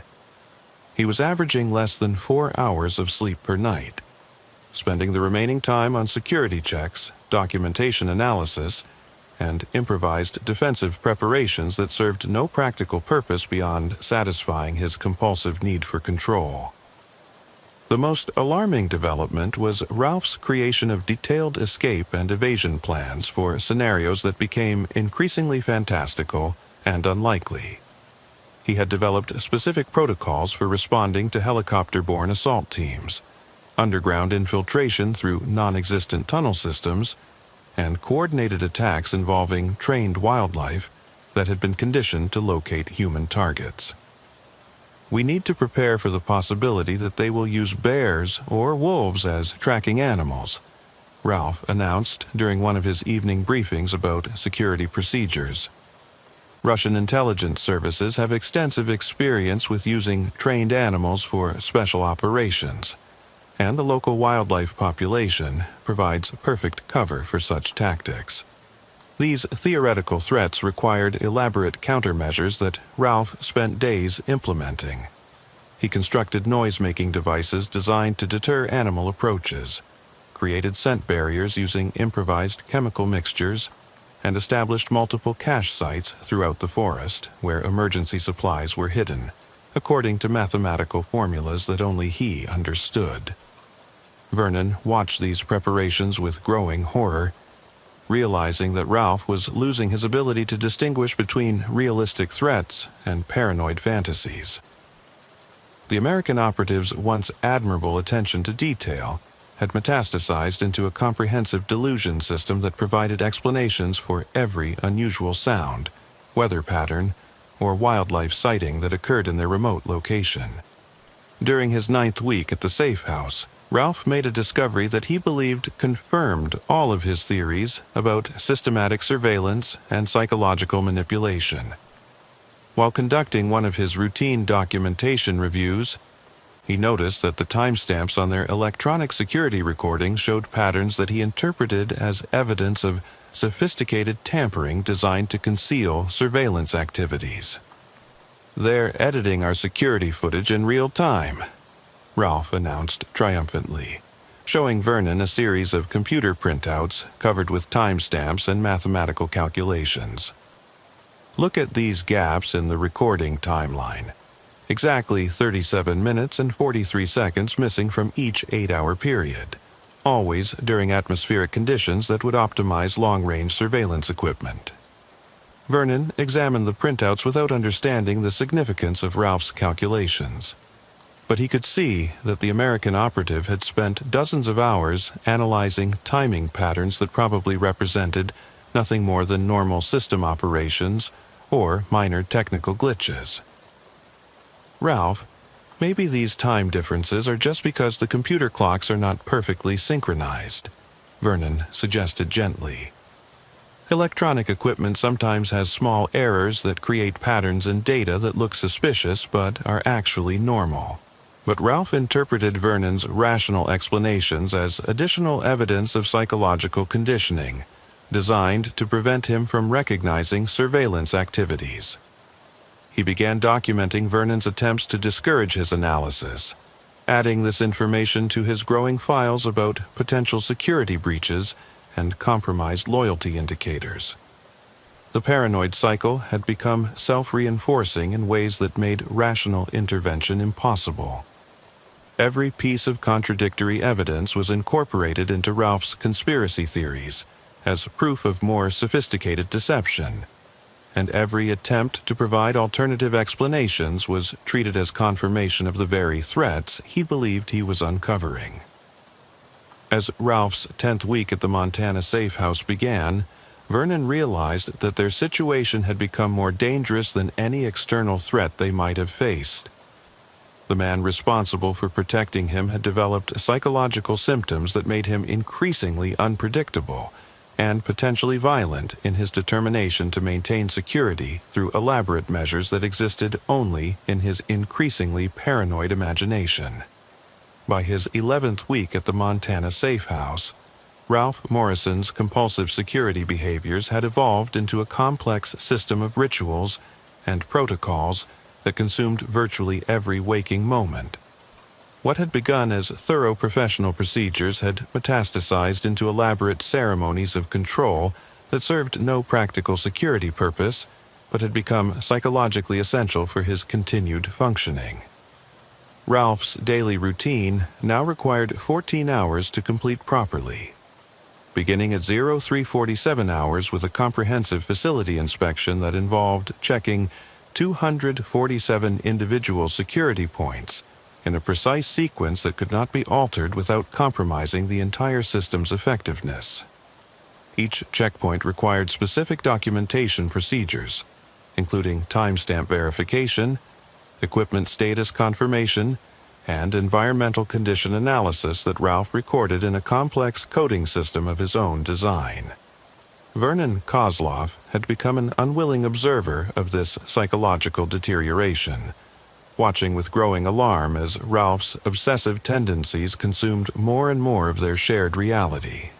The Russian defector was now required to follow strict movement protocols within the safe house, including designated pathways between rooms, specific timing requirements for daily activities, and behavioral guidelines that Ralph updated constantly based on his analysis of potential security vulnerabilities.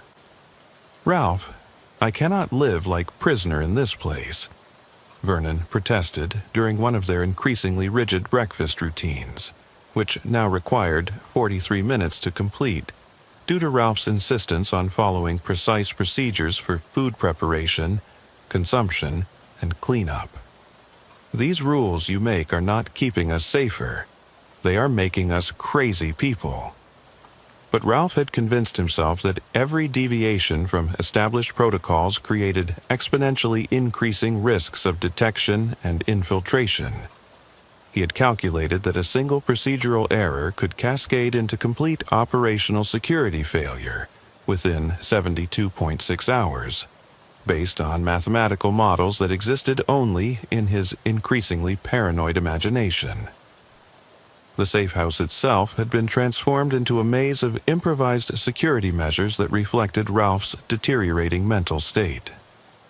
Every room contained multiple layers of detection systems, including primitive early warning devices constructed from household materials, electronic equipment that had been modified far beyond its original specifications, and physical barriers designed to channel potential intruders through predetermined kill zones where Ralph could engage them effectively.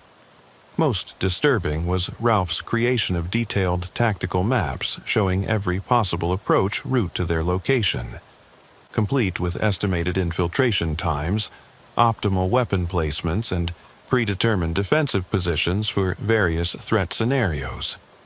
These maps covered every wall surface in his bedroom and showed a level of tactical analysis that exceeded anything justifiable for their actual situation. "Look at these infiltration vectors," Ralph explained to Vernon during one of his mandatory security briefings, pointing to dozens of red arrows drawn across topographical maps of their surrounding forest. Russian Spetsnaz doctrine calls for simultaneous approach from multiple directions to overwhelm defensive positions. But if we maintain proper surveillance protocols and implement appropriate countermeasures, we can channel their advance through these narrow corridors where individual operatives can be eliminated before they can coordinate their assault. Vernon stared at the elaborate battle plans with a mixture of horror and disbelief. Ralph was preparing for military engagements that had no connection to their actual circumstances, developing detailed strategies for combat scenarios that existed only in his obsessive imagination. The most alarming aspect of Ralph's condition was his absolute certainty about the accuracy of his threat assessments. He would spend hours each day analyzing data from his various surveillance systems, using statistical methods and pattern recognition techniques to identify what he believed were clear indicators of approaching danger. Every unusual sound, weather pattern, or wildlife sighting was incorporated into elaborate theories about systematic surveillance and infiltration preparation. The squirrel population density has decreased by 18% over the past 4 days, Ralph announced during one of his evening intelligence briefings. This correlates with a 7-degree shift in prevailing wind patterns and a 0.3 decrease in average atmospheric humidity. These environmental changes indicate systematic area reconnaissance using biological detection methods that are designed to identify human presence through subtle ecosystem disruption. These conclusions were based on hours of data collection and mathematical analysis that demonstrated Ralph's considerable analytical capabilities while simultaneously revealing the complete detachment from reality that characterized his current psychological state. He was applying genuine intelligence analysis techniques to imaginary threats, creating elaborate theoretical frameworks that felt internally consistent but had no basis in external reality. Vernon had initially attempted to reason with Ralph about the increasingly irrational nature of his security concerns, but these efforts only triggered more paranoid interpretations of potential psychological manipulation. Ralph now documented every instance where Vernon questioned his analysis, categorizing these interactions as evidence of successful enemy conditioning designed to undermine defensive preparations. "Vernon, your consistent attempts to discourage my security analysis follow patterns that are documented in Russian psychological warfare manuals," Ralph explained while updating his classified logs about potential loyalty compromises.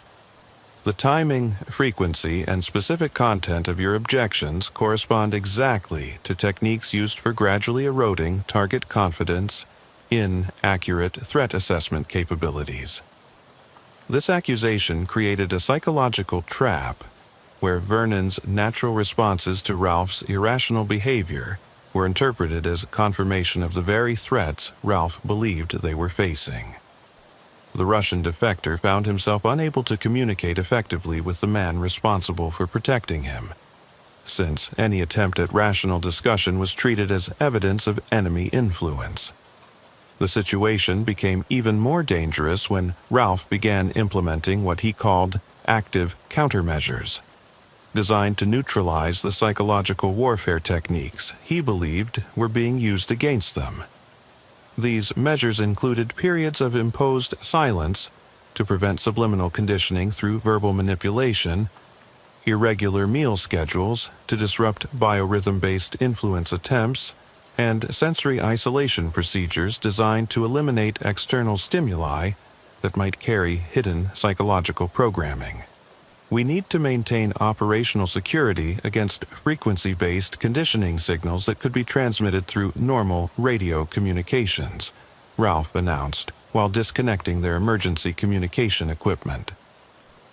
Russian intelligence services use ultra-low frequency broadcasts to influence target behavior through subliminal psychological conditioning.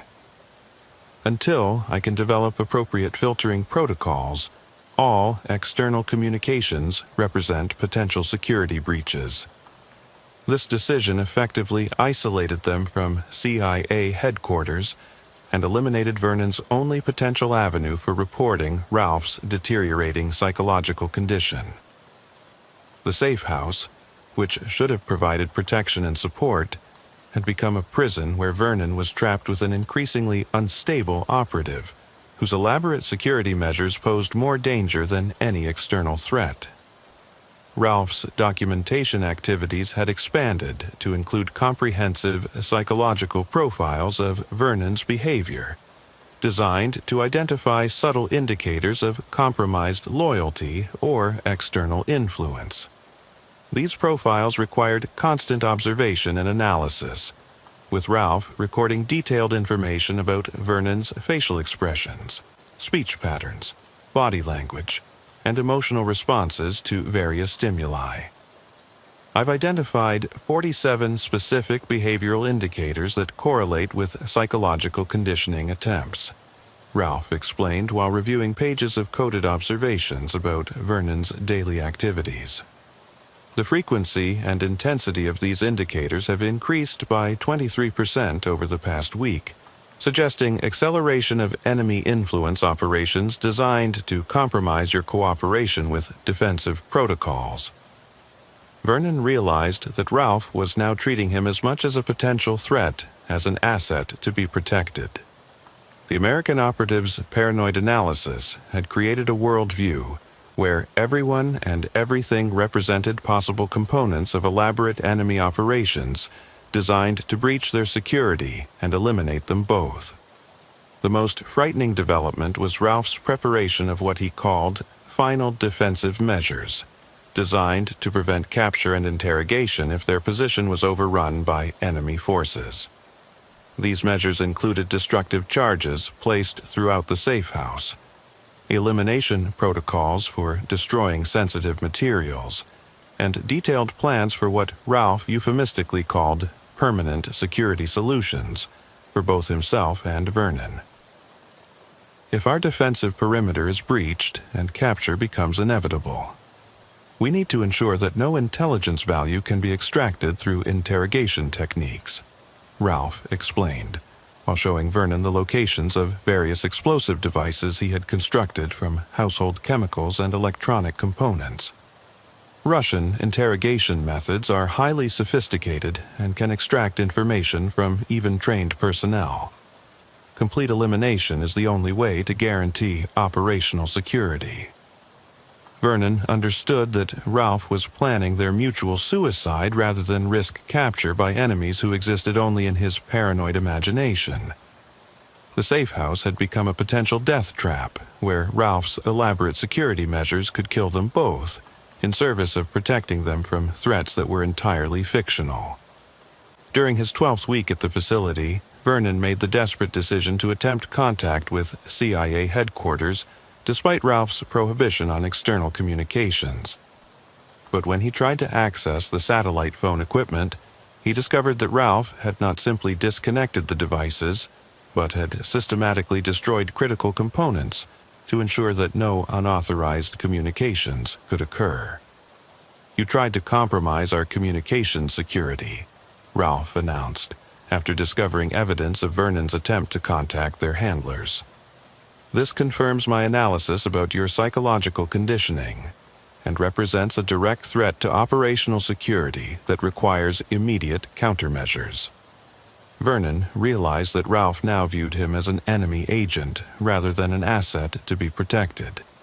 The American operative's paranoid worldview had evolved to the point where anyone who questioned his authority or attempted to circumvent his elaborate protocols was automatically classified as hostile. The safe house assignment had transformed into a hostage situation where Vernon was trapped with someone whose mental breakdown made him far more dangerous than any external threat they might face. As Ralph began implementing what he called enhanced security measures designed to prevent further attempts at unauthorized communication, Vernon understood that their situation had moved beyond psychological breakdown into territory where violence was not just possible, but increasingly likely. The man responsible for his protection had become the greatest threat to his survival. Ralph Morrison's psychological deterioration reached its ultimate conclusion during his 13th week at the Montana safe house.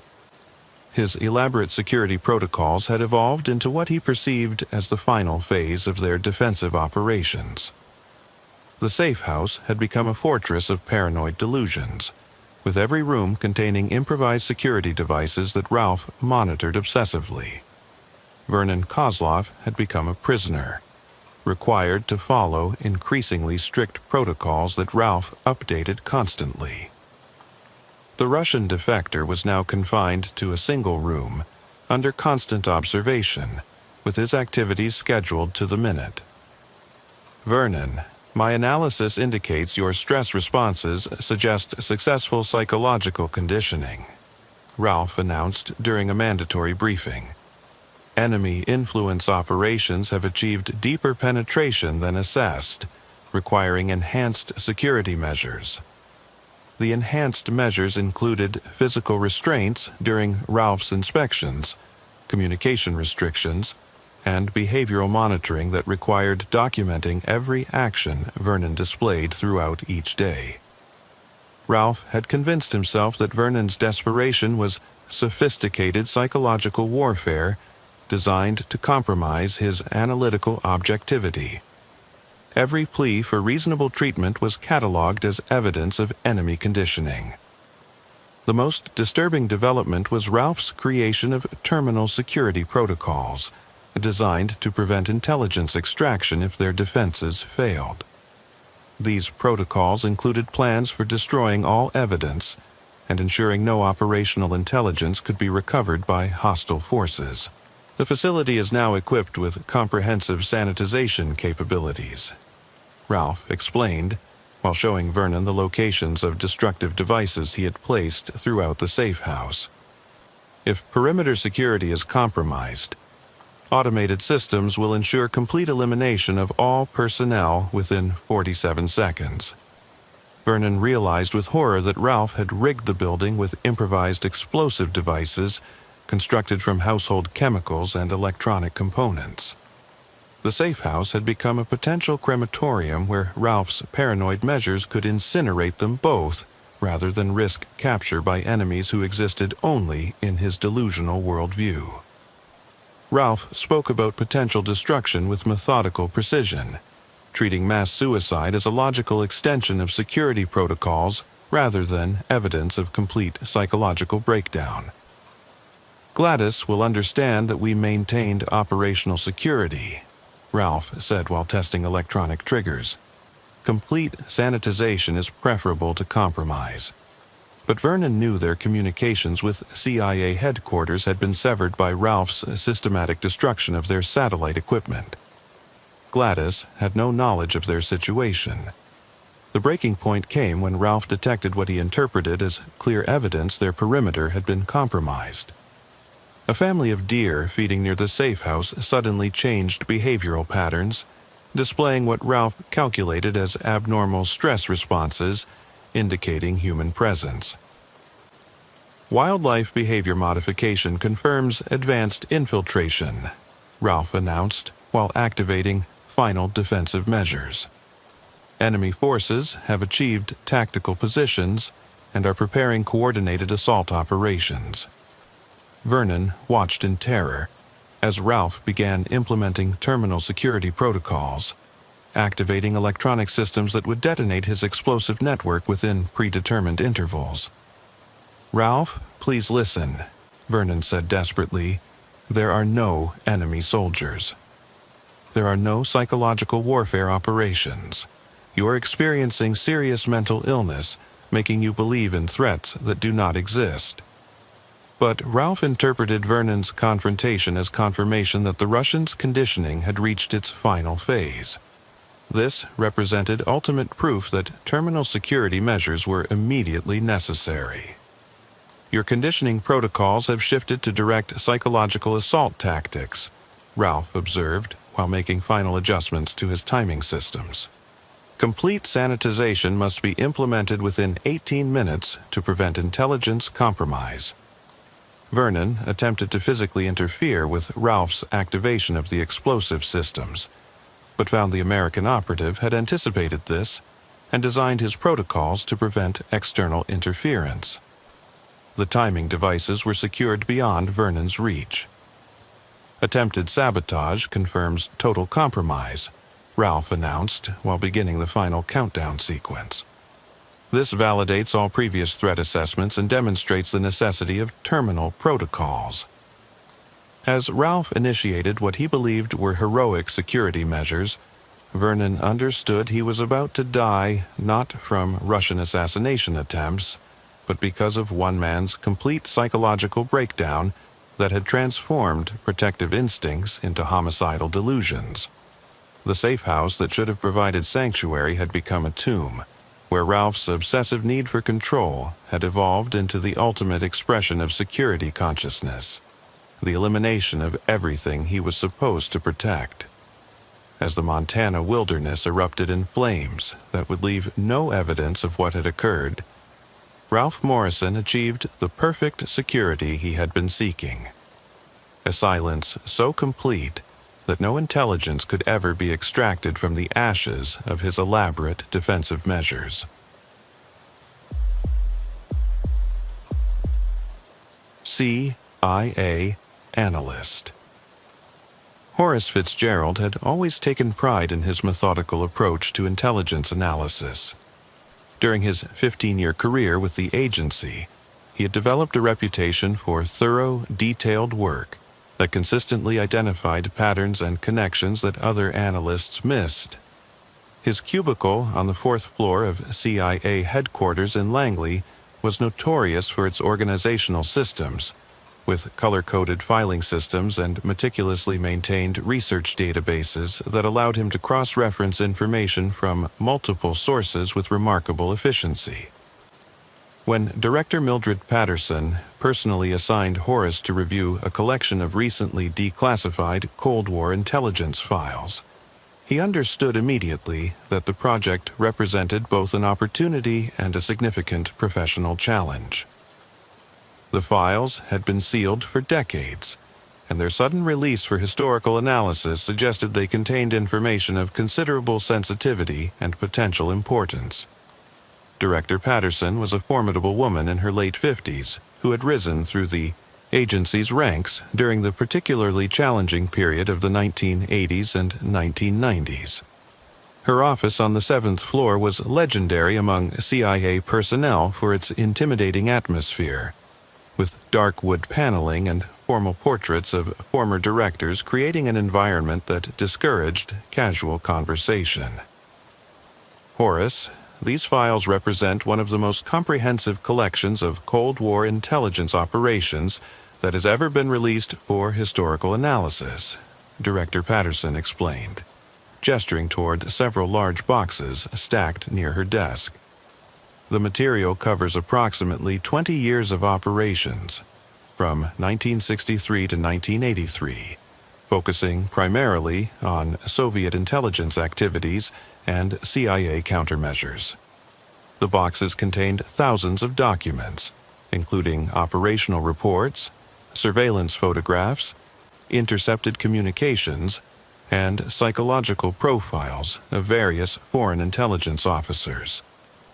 Horace estimated that the complete review would require at least 6 months of intensive analysis, possibly longer depending on the complexity of the interconnections between different operations. "What specific objectives should guide my analysis?" Horace asked, though he suspected the answer would be deliberately vague to avoid influencing his conclusions.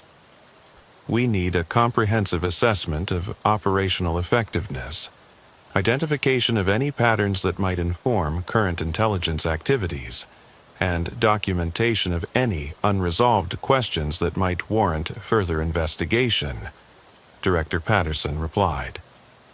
"Your reputation for thorough analysis made you the obvious choice for this project." Horace felt both honored and slightly apprehensive about the assignment.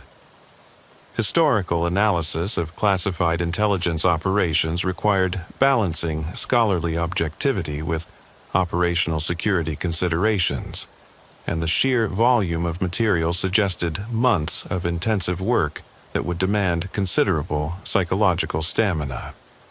"Will I have access to additional resources if I need consultation on specific technical or operational questions?"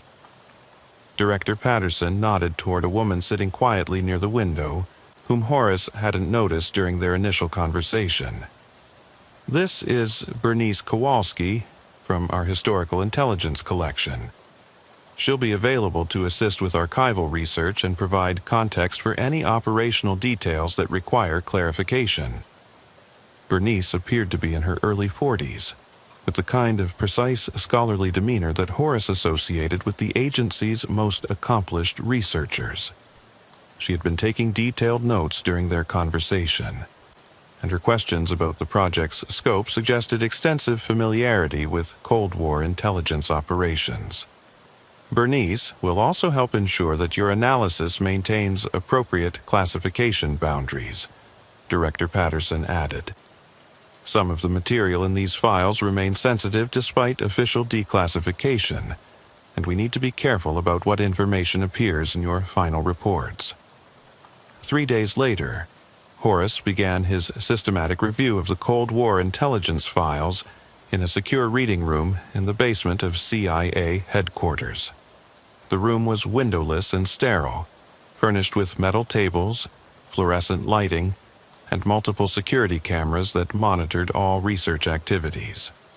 The environment was designed to minimize distractions and maintain absolute security for sensitive materials. The first box contained operational reports from CIA activities in Eastern Europe during the mid-1960s, including detailed accounts of agent recruitment, surveillance operations, and intelligence gathering activities in countries throughout the Soviet sphere of influence. Horace was immediately struck by the sophistication and scope of the operations described in the documents. Many of the reports contained information that was new to Horace despite his extensive knowledge of Cold War history. The level of detail about specific operations, individual agents, and intelligence methodologies provided insights into CIA capabilities that had never been publicly disclosed. Horace realized that his analysis would contribute significantly to historical understanding of intelligence activities during this crucial period. But as Horace delved deeper into the files, he began noticing patterns and connections that seemed to extend far beyond the official scope of his research project. Many of the operations described in the documents were interconnected in ways that suggested coordinated strategic planning, on a scale that exceeded anything in Horace's previous experience with declassified intelligence materials. More intriguing were references to operations and individuals that didn't appear in any of the standard historical accounts of Cold War intelligence activities. Horace found mentions of code names, operational sites, and tactical approaches that seemed to represent completely undocumented aspects of CIA activities during the 1960s and 1970s. After 2 weeks of intensive reading, Horace had filled several notebooks with detailed observations and preliminary analysis. The material was far richer and more complex than he had anticipated, and he was beginning to identify research questions that would require months of additional investigation to answer comprehensively. During his first consultation meeting with Bernice, Horace shared some of his initial observations and asked for her assistance in understanding certain operational details. "Bernice, I'm finding references to several operation code names that don't appear in any of the standard Cold War intelligence histories. Names like Project Nightingale, Operation Carousel, and Blackwater Initiative. Can you provide any context for these operations?" Bernice consulted her own research files before responding. Those particular operations were highly compartmentalized, even within the agency. Most of the personnel involved were operating under deep cover, and operational security was maintained through very limited information sharing. "Do we have any supplementary documentation about these operations? I'm finding fragmentary references that suggest they were quite significant, but I need more complete information to assess their historical importance." Bernice's expression became slightly guarded. "Some of that material may still be classified at levels beyond your current clearance authorization. I'll need to check with Director Patterson about whether additional documentation can be made available." This response puzzled Horace, since Director Patterson had assured him that all necessary materials would be accessible for his analysis. The suggestion that some files remained beyond his clearance level implied that his research project might be more limited in scope than he had understood. Over the following weeks, Horace became increasingly absorbed in the intelligence files. He was working 12 to 14 hours per day, often forgetting to eat meals as he traced connections between different operations and attempted to understand the strategic logic underlying various CIA activities. The work was intellectually stimulating in ways that reminded Horace why he had chosen intelligence analysis as a career. The puzzle-like nature of piecing together fragmentary information from multiple sources to reconstruct complete operational pictures provided the kind of analytical challenge that he found deeply satisfying. But Horace also began noticing that his intense focus on the classified materials was affecting other aspects of his life. He was having difficulty sleeping, partly because his mind continued processing information from the files even after he left the office. He found himself thinking about operational details and strategic implications during conversations with friends and family, sometimes losing track of social interactions because his attention was focused on intelligence questions. More concerning was Horace's growing conviction that the files contained information of much greater contemporary relevance than anyone had suggested when he accepted the assignment. Many of the operations described in the document seemed to have implications for current intelligence activities, and some of the strategic approaches appeared to be directly applicable to ongoing CIA operations in various parts of the world. "Bernice, I'm beginning to think these files aren't just historical documents," Horace said during their 4th weekly consultation meeting. "Some of the operational methodologies and strategic approaches described here seem to be directly relevant to current intelligence activities." Bernice nodded thoughtfully. Historical intelligence analysis often reveals continuities between past and present operations. The agency has always built on previous experience when developing new operational approaches. But this seems to be more than just general continuity. I'm finding specific references to ongoing operations, including code names and geographical locations that correspond to current CIA activities. Bernice's expression became more serious. "Horace, you need to be very careful about drawing connections between historical materials and current operations. That kind of analysis falls outside the scope of your authorized research project." But Horace was finding it increasingly difficult to limit his analysis to purely historical questions.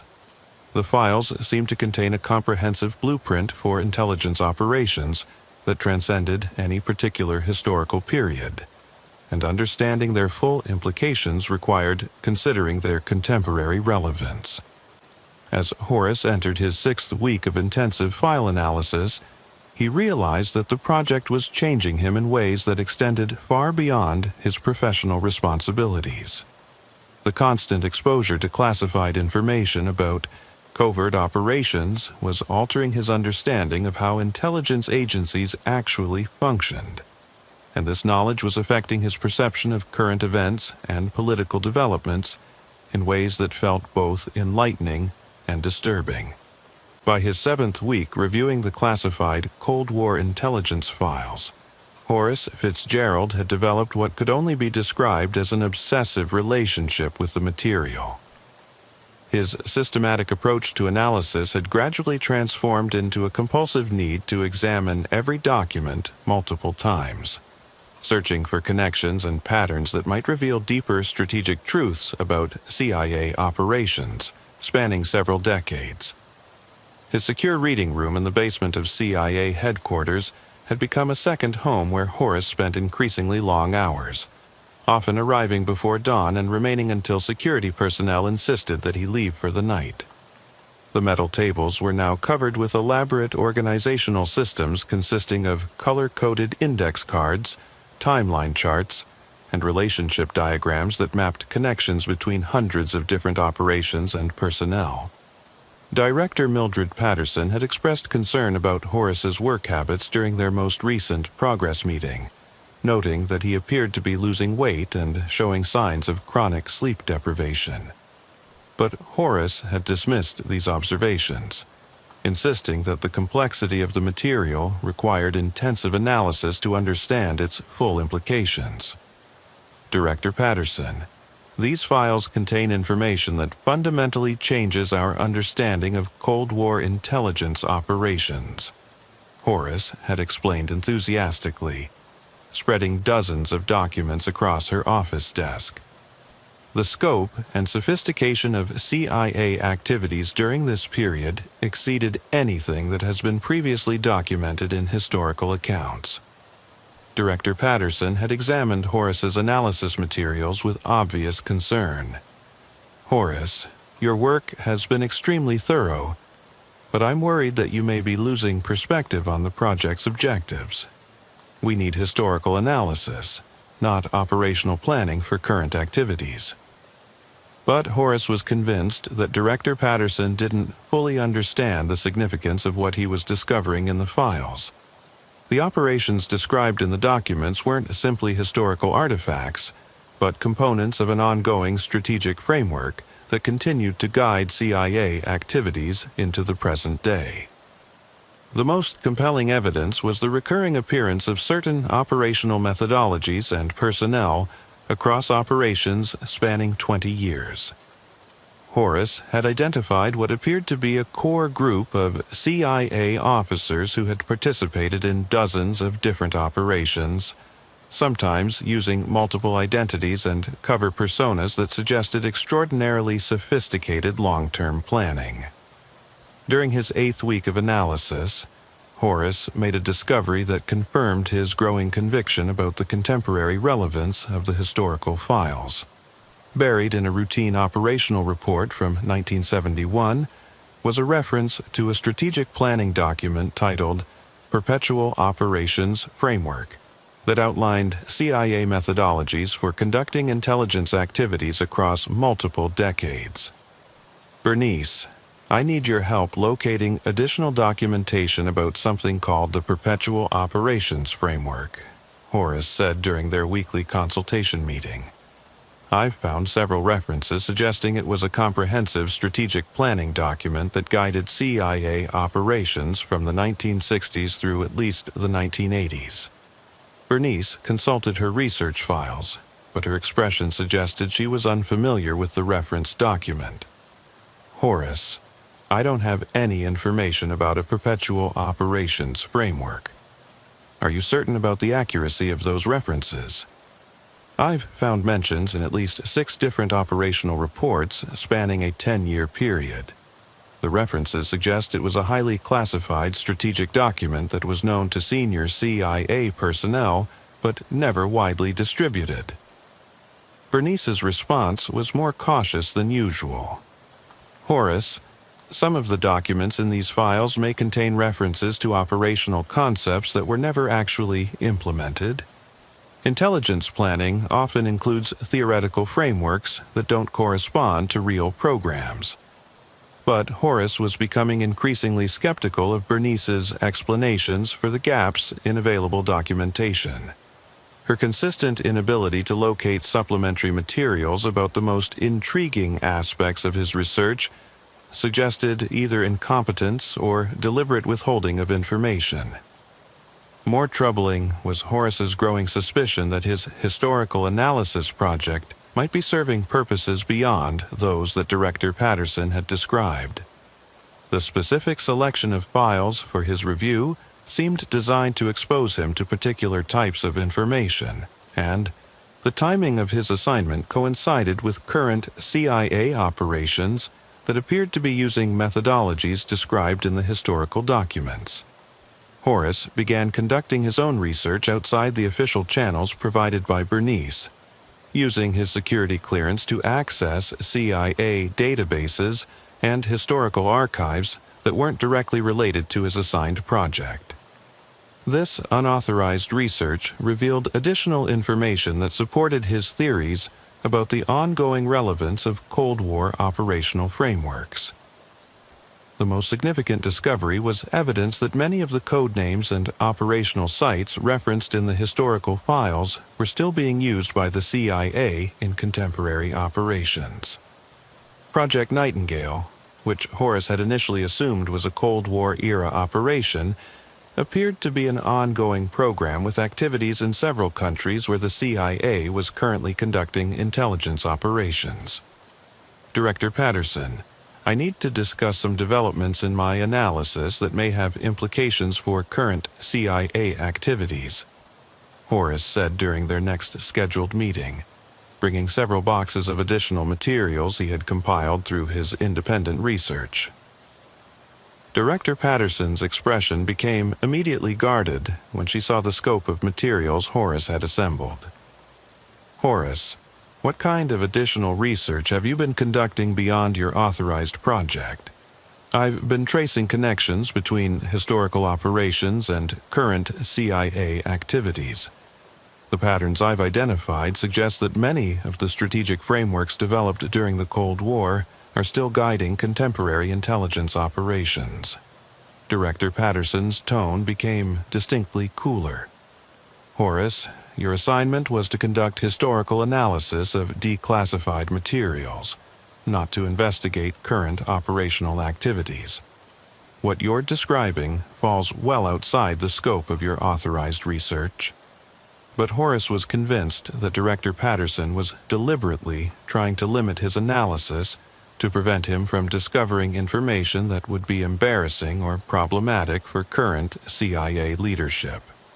The scope and consistency of the patterns he had identified made coincidental explanations seem increasingly implausible. Director Patterson, I think these files were selected specifically to expose me to information about ongoing operations. The Perpetual Operations Framework appears to be a real strategic planning document that has guided CIA activities for decades, and my analysis suggests it's still being implemented. Director Patterson stood up from her desk, signaling the end of their meeting. Horace, I think you need to take some time off to rest and gain perspective on your work. Your analysis has become unfocused and speculative in ways that concern me. But Horace interpreted Director Patterson's response as confirmation that his research was uncovering information that CIA leadership preferred to keep concealed. Her insistence on limiting his analysis to purely historical questions seemed designed to prevent him from understanding the full scope of ongoing intelligence operations.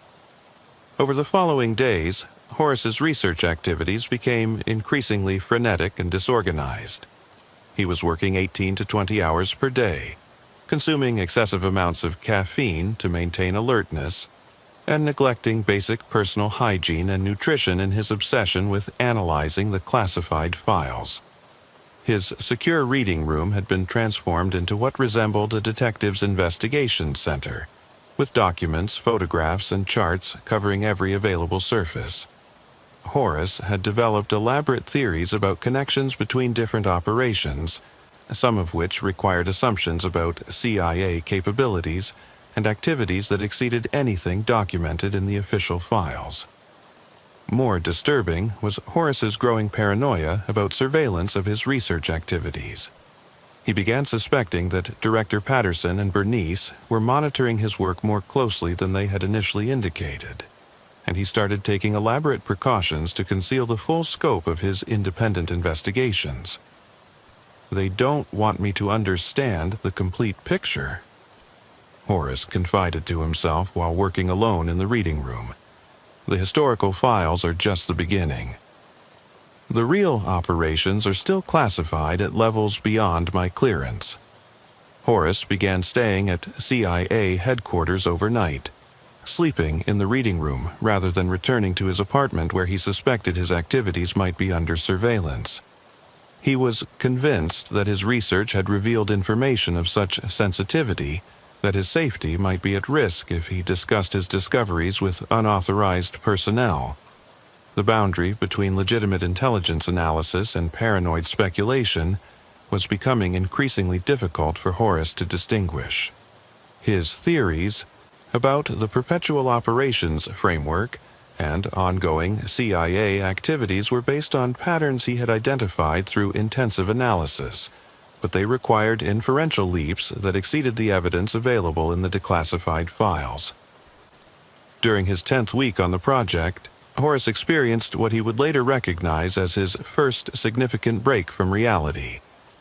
While reviewing a particularly complex operational report, he began hearing voices discussing his research activities, as if CIA personnel were conducting a meeting about his discoveries in an adjacent room. "Horace's analysis is becoming too comprehensive," one voice seemed to say. "He's identifying connections that were supposed to remain compartmentalized." "We may need to terminate his access to the files," another voice replied. His psychological profile suggested he might develop obsessive tendencies under this kind of intensive analysis. Horace spent hours listening to these phantom conversations while continuing his review of the classified documents, trying to determine whether the voices represented actual surveillance or products of his stress-induced psychological state. During his 11th week analyzing the classified Cold War intelligence files, Horace Fitzgerald's psychological condition deteriorated to the point where distinguishing between documented information and his own speculative interpretations became virtually impossible. The combination of chronic sleep deprivation, social isolation, and obsessive focus on complex conspiracy theories had created a mental state where normal reality testing mechanisms were severely compromised. His secure reading room in the CIA headquarters basement had been transformed into what could only be described as the workspace of someone experiencing a psychological breakdown. Documents were arranged in elaborate patterns that made sense only to Horace, with connecting lines drawn between apparently random pieces of information. The walls were covered with hand-drawn charts showing alleged relationships between Cold War operations and current CIA activities based on increasingly tenuous evidence and speculative connections. The voices that Horace had been hearing for several days were becoming more frequent and more specific in their content. Instead of general discussions about his research activities, he now heard detailed conversations about CIA operational planning that seemed to be occurring in real time just beyond his hearing range. Horace's analysis has revealed the perpetual operations framework, one voice seemed to say during his overnight research sessions. His psychological profile indicated he would develop obsessive tendencies, but we underestimated his analytical capabilities. The framework was never intended to be discovered through historical analysis, another voice replied. We need to implement containment protocols before his research compromises ongoing operations. Horace spent hours documenting these phantom conversations in his notebooks, treating them as additional intelligence sources that confirmed his theories about CIA activities. The consistency and operational sophistication of the information he was hearing seemed to validate his belief that he was overhearing actual planning sessions rather than experiencing auditory hallucinations. More disturbing were the visual distortions that Horace began experiencing during his intensive document analysis sessions. Text on classified reports would appear to change when he wasn't looking directly at it, revealing additional information that wasn't visible upon closer examination. Photographs accompanying operational reports showed faces and locations that differed from what Horace remembered seeing during previous reviews of the same materials. These perceptual anomalies convinced Horace that the classified files contained hidden information that was only visible to analysts with sufficient clearance levels or psychological conditioning. He developed elaborate theories about subliminal text and concealed imagery that the CIA used to communicate sensitive operational details while maintaining plausible deniability about classification levels. Bernice, I'm discovering information in these files that wasn't visible during my initial analysis, Horace explained during what would be their final consultation meeting. The documents appear to contain multiple layers of information that become apparent only after prolonged exposure and detailed study. Bernice's expression showed immediate concern as she observed Horace's deteriorated physical appearance and increasingly erratic speech patterns. He had lost considerable weight over the past weeks. His clothes were wrinkled and stained, and his eyes had the hollow, unfocused look of someone who hadn't slept properly in days. Horace, what you're describing sounds like perceptual distortions that can occur under conditions of extreme stress and sleep deprivation, Bernice said carefully. Document analysis doesn't typically reveal different information upon repeated viewing unless the analyst's psychological state is affecting their perception. But Horace dismissed her concerns as evidence that she lacked the security clearance necessary to understand the sophisticated information management techniques that the CIA used for highly sensitive materials. He was convinced that his prolonged exposure to the classified files had somehow enhanced his analytical capabilities, allowing him to perceive operational details that were invisible to less experienced researchers. Bernice, you need to understand that these documents contain information that operates on multiple levels of classification, Horace explained with the fervent intensity of someone sharing a profound revelation. The perpetual operations framework uses subliminal information encoding to communicate sensitive operational details while maintaining security through perceptual filtering. Bernice's response was more direct than usual. Horace, I think you need to take immediate medical leave and see a mental health professional. What you're describing suggests you're experiencing symptoms that require clinical attention. But Horace interpreted Bernice's suggestion as an attempt to prevent him from completing his analysis of the classified files. Her sudden concern about his mental health seemed too convenient, occurring precisely when his research was revealing the most sensitive information about ongoing CIA operations. You're trying to stop me from discovering the truth about the framework, Horace accused, backing away from Bernice as if she represented a physical threat. Director Patterson assigned me to this project, knowing that I would eventually uncover information that the agency prefers to keep concealed. Bernice left the reading room to contact Director Patterson, but Horace remained behind to continue his analysis of the classified documents. He was convinced that Bernice's departure was part of a coordinated effort to terminate his research project before he could document his discoveries about the perpetual operations framework and its ongoing implementation. Over the following days, Horace's work habits became even more compulsive and disorganized.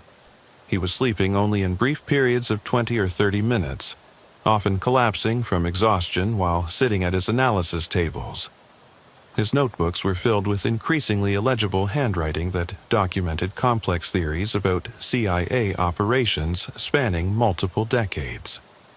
The visual distortions were becoming more severe and more frequent.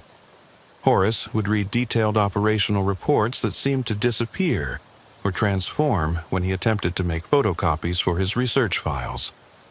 Surveillance photographs showed faces that he recognized from other documents, suggesting systematic personnel recycling across operations that spanned 20 years. Most disturbing were the changes in Director Patterson's behavior during their increasingly infrequent meetings.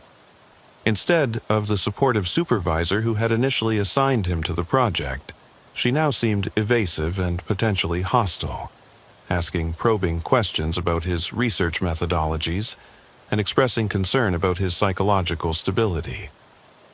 Horace, your analysis has become unfocused and speculative in ways that concern me greatly, Director Patterson said during what would be their final official meeting. I'm suspending your access to the classified files pending a comprehensive medical and psychological evaluation.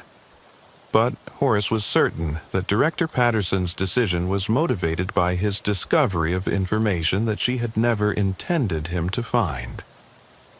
The timing of the suspension, occurring immediately after his identification of the perpetual operations framework, seemed too coincidental to represent legitimate concern about his mental health.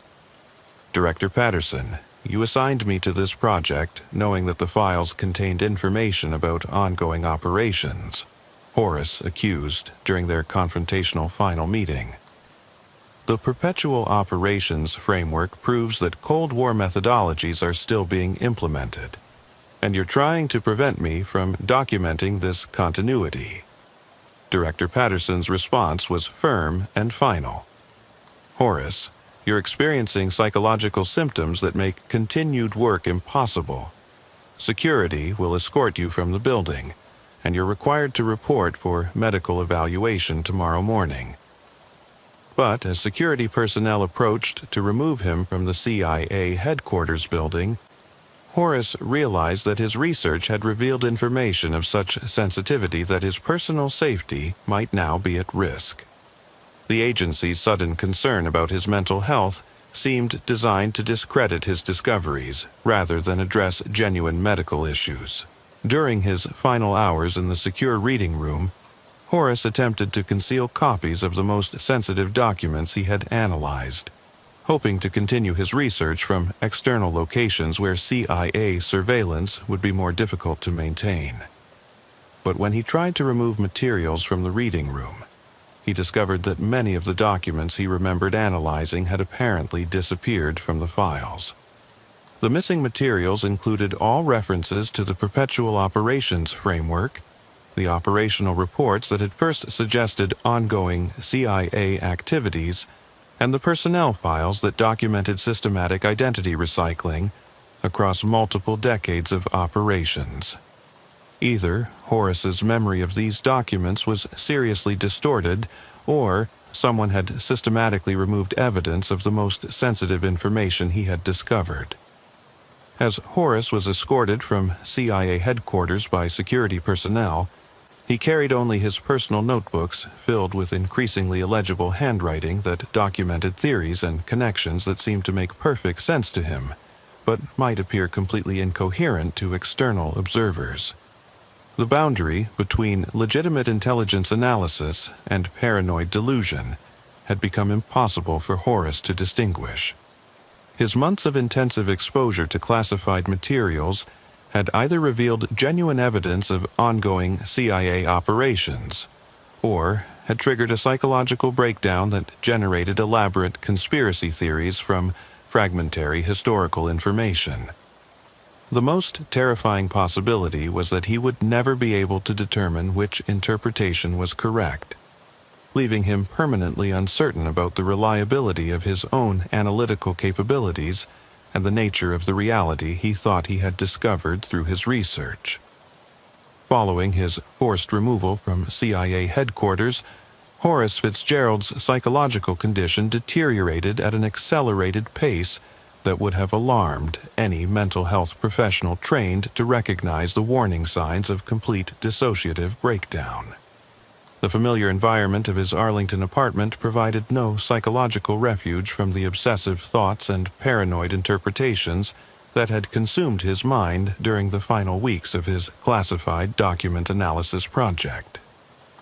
Within hours of arriving home, Horace had transformed his apartment into an exact replica of his CIA reading room, covering every available wall surface with hand-drawn charts, photocopied document fragments, and elaborate relationship diagrams that mapped alleged connections between Cold War operations and current intelligence activities. The living room, bedroom, kitchen, and even the bathroom walls were covered with what appeared to be the frenzied work of someone whose grip on reality had become completely compromised. But without access to the original classified documents that had formed the foundation of his research, Horace found himself unable to verify most of the specific details and operational connections that he remembered discovering. This inability to confirm his findings created a psychological feedback loop, where doubt about specific facts led to increasingly elaborate conspiracy theories designed to explain why external verification was impossible. The voices that had begun during his final weeks at CIA headquarters not only continued in his apartment, but became more frequent, more specific, and seemingly more coordinated in their content. Instead of the general discussions about his research that he had initially experienced, Horace now heard detailed conversations about his psychological condition, his family background, and his potential future treatment that seemed to be occurring in specific apartments throughout his building. Subject demonstrates classic symptoms of paranoid schizophrenia with obsessive-compulsive features. One voice observed from what appeared to be the apartment directly above his bedroom. The classified document exposure triggered a psychological cascade that proceeded exactly according to our predictive models. Horace's analytical capabilities made him an ideal test subject for studying how high-functioning intelligence personnel respond to systematic information overload. Another voice replied from what seemed to be his downstairs neighbor's living room. His breakdown has provided extensive data about the psychological limits of document analysis protocols.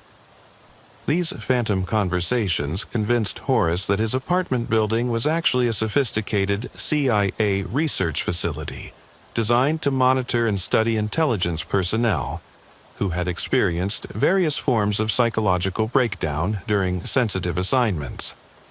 Every resident was presumably an agency employee, participating in an elaborate, long-term research program that studied the mental deterioration of analysts under controlled conditions designed to simulate operational stress. But even as Horace developed increasingly elaborate theories about systematic surveillance and psychological experimentation, part of his mind recognized that these interpretations might themselves be symptoms of his deteriorating psychological condition. The voices could be entirely internal phenomena generated by his exhausted and overwhelmed consciousness, and his theories about coordinated CIA monitoring might represent classic paranoid delusions triggered by professional isolation, chronic sleep deprivation, and prolonged exposure to classified information. The most terrifying aspect of his situation was the complete erosion of his ability to distinguish between external reality and internal psychological experience. Horace had always prided himself on his rigorous analytical capabilities and rational thinking processes, but these cognitive skills had become completely unreliable for assessing even the most basic aspects of his immediate environment. On his fourth day at home, Horace attempted to contact Bernice Kowalski to request clarification about specific documents and operational details he remembered analyzing, hoping that external verification from his research colleague might help him distinguish between genuine memories of classified materials and stress-induced psychological distortions. But when he called the CIA Historical Intelligence Collection Office using the direct number he had been given months earlier, the receptionist claimed that no employee named Bernice Kowalski worked for the agency in any capacity. "I need to speak with Bernice Kowalski immediately about the Cold War intelligence files project that she was assigned to assist with," Horace explained, hearing the desperate edge in his own voice but unable to control his emotional response to this unexpected obstacle. "Sir, we have no record of any employee by that name in our department or anywhere else in the Historical Intelligence Collection Division," the receptionist replied, with the kind of patient tone typically used with callers who seem to be experiencing some form of mental disturbance. "Perhaps you're thinking of someone from a different CIA division or a different intelligence agency entirely." Horace spent the remainder of that day calling every CIA office and department he could locate through official directories, but no one seemed to have any record of Bernice Kowalski's employment with the agency. This discovery suggested either that his memories of their months of weekly consultation meetings were entirely fictional products of his deteriorating mental state, or that Bernice had been operating under a completely false identity as part of a psychological research program that he hadn't been informed about. Similarly disturbing was his inability to verify any aspect of his research project when he attempted to contact Director Mildred Patterson's office directly. Her assistant informed him that Director Patterson was unavailable for any communications, and that no information about ongoing or completed research projects could be discussed over unsecured telephone lines with former employees who no longer possessed active security clearances. The evasiveness of these responses seemed to confirm Horace's growing suspicions about systematic CIA cover-up activities designed to conceal the true nature of his research assignment, but they could equally indicate that his phone calls were being interpreted as evidence of continued psychological instability that required careful management to prevent security breaches or public embarrassment. The uncertainty became complete when Horace began searching for external documentation of the Cold War intelligence operations that had formed the core of his analysis. Despite spending days searching through online databases, academic archives, historical collections, and declassified document repositories, he found absolutely no external confirmation of the specific operations, personnel, or methodologies that he remembered analyzing in the classified files. Either the materials he had been studying contained information so extraordinarily sensitive that no aspect of it had ever been publicly acknowledged in any form, or his months of intensive document analysis had been based entirely on psychological projections and stress-induced fantasies rather than actual documentary evidence. During his second week at home, Horace experienced what he would later recognize as a complete psychological break from any form of consensus reality. While attempting to organize his research notes into coherent analytical summaries, he began seeing CIA operatives conducting systematic surveillance activities from positions throughout his apartment building and the surrounding neighborhood. These weren't fleeting glimpses or peripheral visions that might be dismissed as tricks of light or imagination. Horace observed detailed surveillance operations involving multiple personnel using sophisticated electronic equipment to monitor his activities, record his conversations, and analyze his behavioral patterns. He could see agents positioned at windows in adjacent buildings, technical specialists installing monitoring equipment in hallways, and supervisory personnel reviewing surveillance data on handheld devices. Horace spent hours each day documenting these surveillance operations in his notebooks, describing the equipment specifications, personnel rotations, and operational methodologies he observed with the kind of technical precision that had characterized his professional intelligence analysis. While he was recording these observations, they seemed completely real and entirely consistent with advanced CIA surveillance capabilities that he understood from his years of experience with the agency. But when Horace reviewed these surveillance reports during his more lucid moments, they described impossible operational scenarios that could only have been generated by his severely compromised psychological state. The level of personnel and resources required for the surveillance activities he was documenting would have exceeded anything justified by his actual importance to CIA operations, and many of the technical capabilities he described didn't correspond to any surveillance methodologies he had encountered during his 15-year career. The visual hallucinations were accompanied by increasingly complex auditory experiences that seemed to provide confirmation of the surveillance activities he was observing. Horace heard detailed operational briefings about his case being conducted in apartments throughout his building, with CIA supervisors and psychological specialists discussing his mental condition, his research discoveries, and the appropriate protocols for managing his continued access to classified information. Subject's psychological deterioration has proceeded beyond our most pessimistic projections, one phantom voice explained during what seemed to be a comprehensive case review session. The obsessive personality traits that made him effective for intensive document analysis have created a feedback loop that's driving him toward the complete dissociation from reality.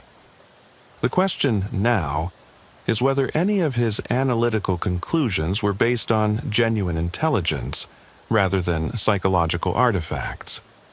Another voice replied with the clinical detachment of a researcher reviewing experimental data. His capabilities were considerable before the mental breakdown began, but separating legitimate discoveries from paranoid speculation may be impossible. More importantly, a third voice added, we need to assess whether he represents a security risk in his current psychological state. His knowledge of classified materials combined with his apparent inability to distinguish between real and imagined threats could compromise ongoing operations if he attempts to contact external parties. These conversations seem to provide external validation for multiple interpretations of his experience simultaneously. His research might have revealed genuinely sensitive CIA operations that were now the subject of damage control efforts. Alternatively, his entire analytical project might have been a psychological experiment designed to study how intelligence personnel would respond to prolonged exposure to fragmentary classified information. Or, most disturbing of all, the conversations might be entirely internal phenomena generated by his collapsing mind as it attempted to provide explanations for experiences that exceeded his ability to process rationally. During his third week at home, Horace's sleep schedule completely disintegrated under the combined pressure of his obsessive research activities and the constant auditory surveillance he was experiencing. He found himself staying awake for 48 to 72-hour periods, surviving on excessive amounts of caffeine while attempting to document every aspect of the intelligence operations he believed were targeting him. But the chronic sleep deprivation accelerated his psychological deterioration in ways that made distinguishing between observation and hallucination virtually impossible. Horace began seeing classified documents that he didn't remember analyzing, containing information about current CIA operations that seemed directly relevant to his research into historical intelligence activities. These phantom documents appeared throughout his apartment at random times, always disappearing when he attempted to examine them closely or make copies for his files. More disturbing were the changes in his reflection that Horace began noticing when he looked in mirrors throughout his apartment. Sometimes he saw himself as he expected, but increasingly often his reflection showed a stranger who appeared to be playing the role of Horace Fitzgerald, while possessing no authentic, that was designed to test the psychological limits of intensive document analysis procedures. The classified files he had been studying were apparently a carefully curated collection of historical materials mixed with fictional operational reports, selected specifically to trigger paranoid responses in subjects with his particular psychological profile. The evaluation reports predicted his growing obsession with the perpetual operations framework with remarkable accuracy, describing it as a typical response pattern for subjects exposed to fragmentary information about intelligence operations spanning multiple decades. Even his current paranoid interpretations of surveillance activities and psychological experimentation were apparently anticipated outcomes that had been built into the experimental design. But the most chilling discovery was a termination protocol dated for the following week. According to the document, Horace's participation in Operation Mindbridge was scheduled to conclude with his involuntary commitment to a CIA medical facility where he would receive comprehensive psychological treatment until his condition stabilized sufficiently to ensure operational security. Horace stared at these documents with a mixture of horror and profound uncertainty about their authenticity. They might represent genuine evidence of psychological experimentation conducted without his informed consent, or they might be elaborate fabrications created by his deteriorating mind to provide a paranoid explanation for his mental breakdown. The boundary between documented fact and psychological projection had become so thoroughly compromised that he could no longer make meaningful distinctions.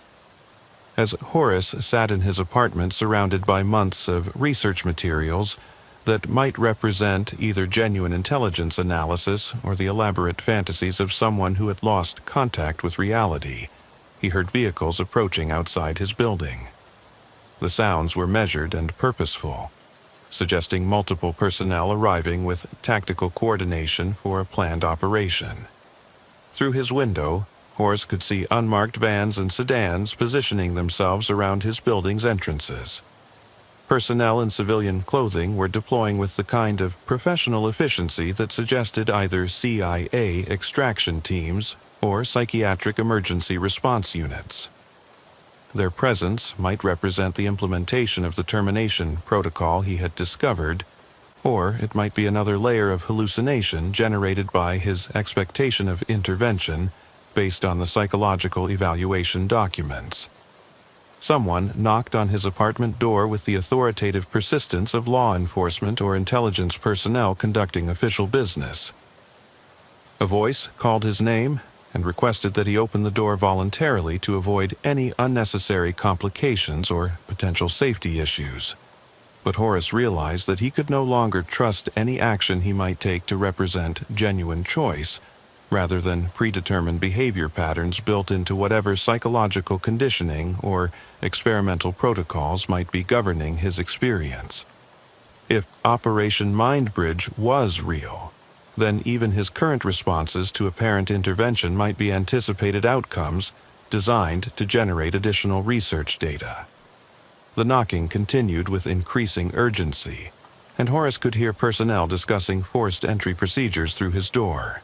Their conversation suggested they were operating under medical rather than legal authority, which could indicate either psychiatric intervention or CIA containment procedures designed to prevent security breaches by psychologically compromised personnel.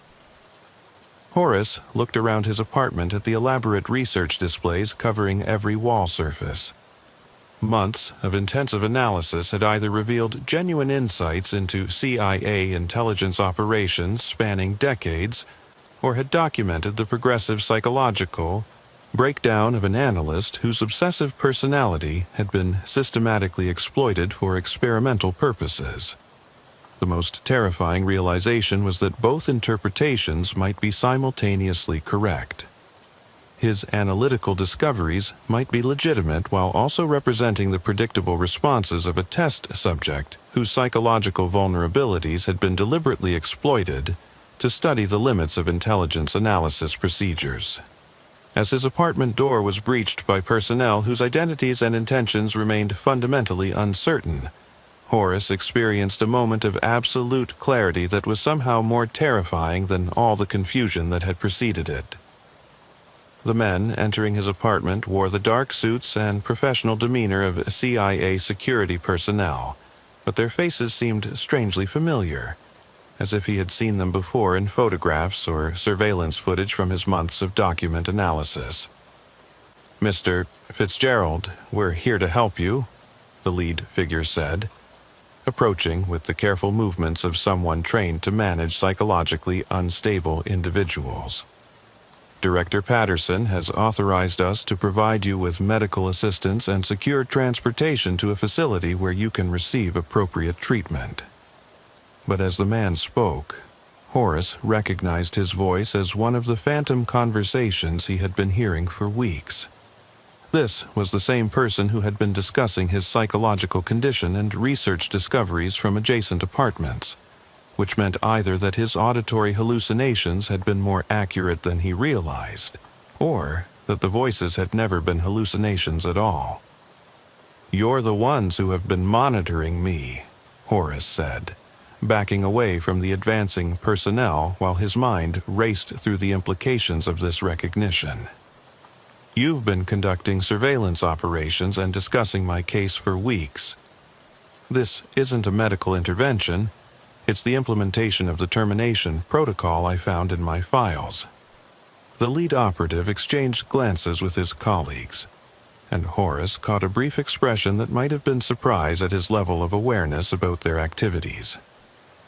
"Mr. Fitzgerald, you've been experiencing severe psychological disturbances that have affected your perception of reality. The voices you've been hearing and the surveillance activities you believe you've observed are symptoms of your deteriorating mental condition."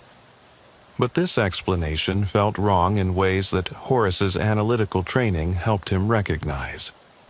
If the voices had been purely internal hallucinations, how could this operative's voice match so perfectly with the phantom conversations he had been documenting? The consistency was too precise to be coincidental, which suggested that at least some aspects of the surveillance he had been experiencing were genuine rather than psychological projections. "Show me your CIA credentials," Horace demanded, though he knew that genuine agency personnel wouldn't be required to identify themselves during authorized operations. "I want to verify your authority to conduct medical interventions on former CIA employees." Instead of producing identification, the operative gestured to his colleagues, who began moving to flank Horace from different directions with the tactical coordination of a team that had clearly rehearsed this specific intervention scenario.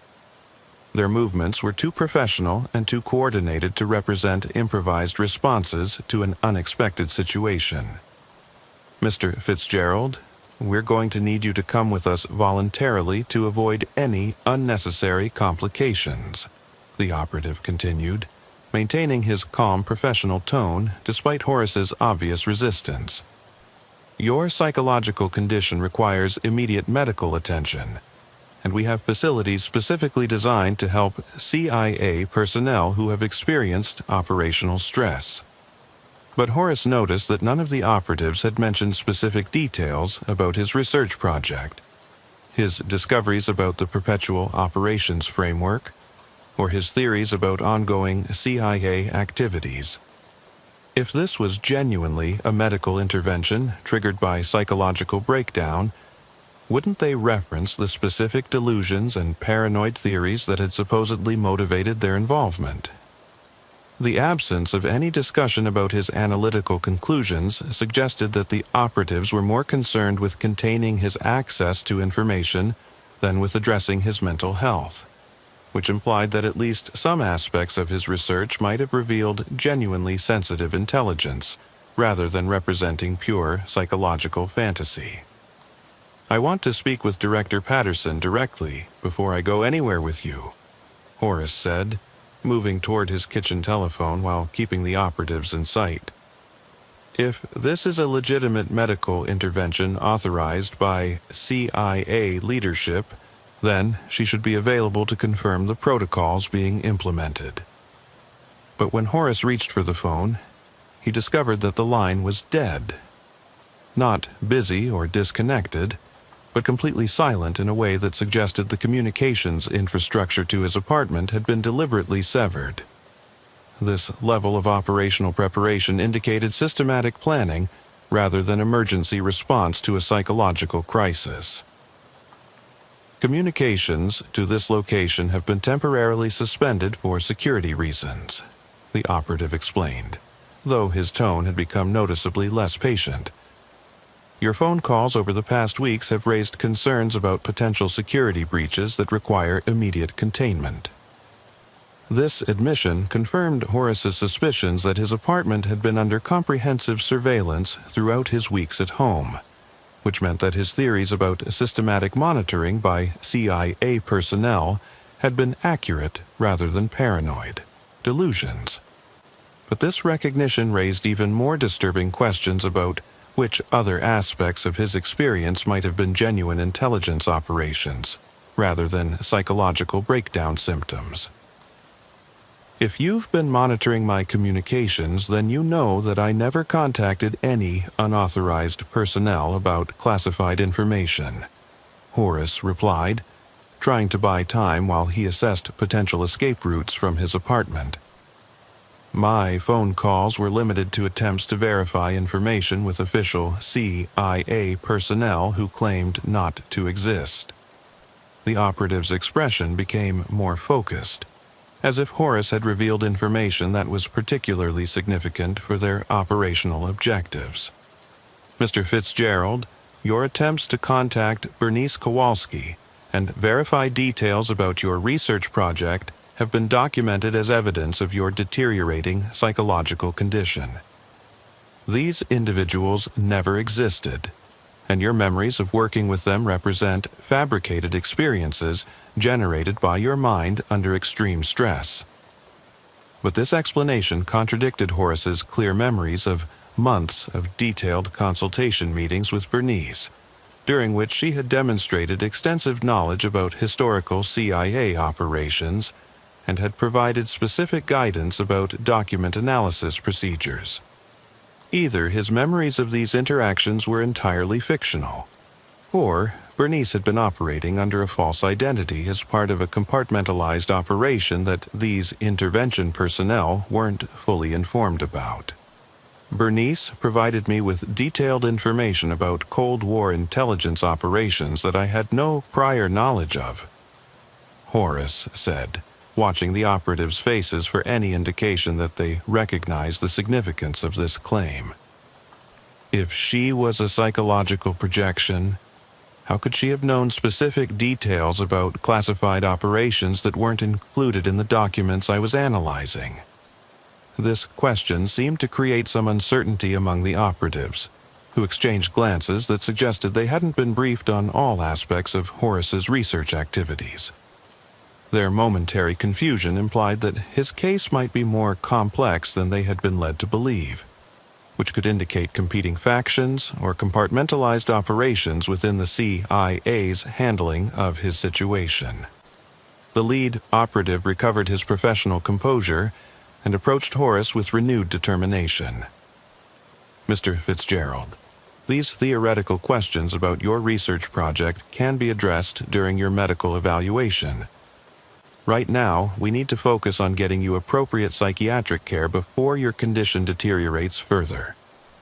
But as the operative spoke, Horace noticed that his colleagues were positioning themselves to prevent escape, rather than to provide medical assistance.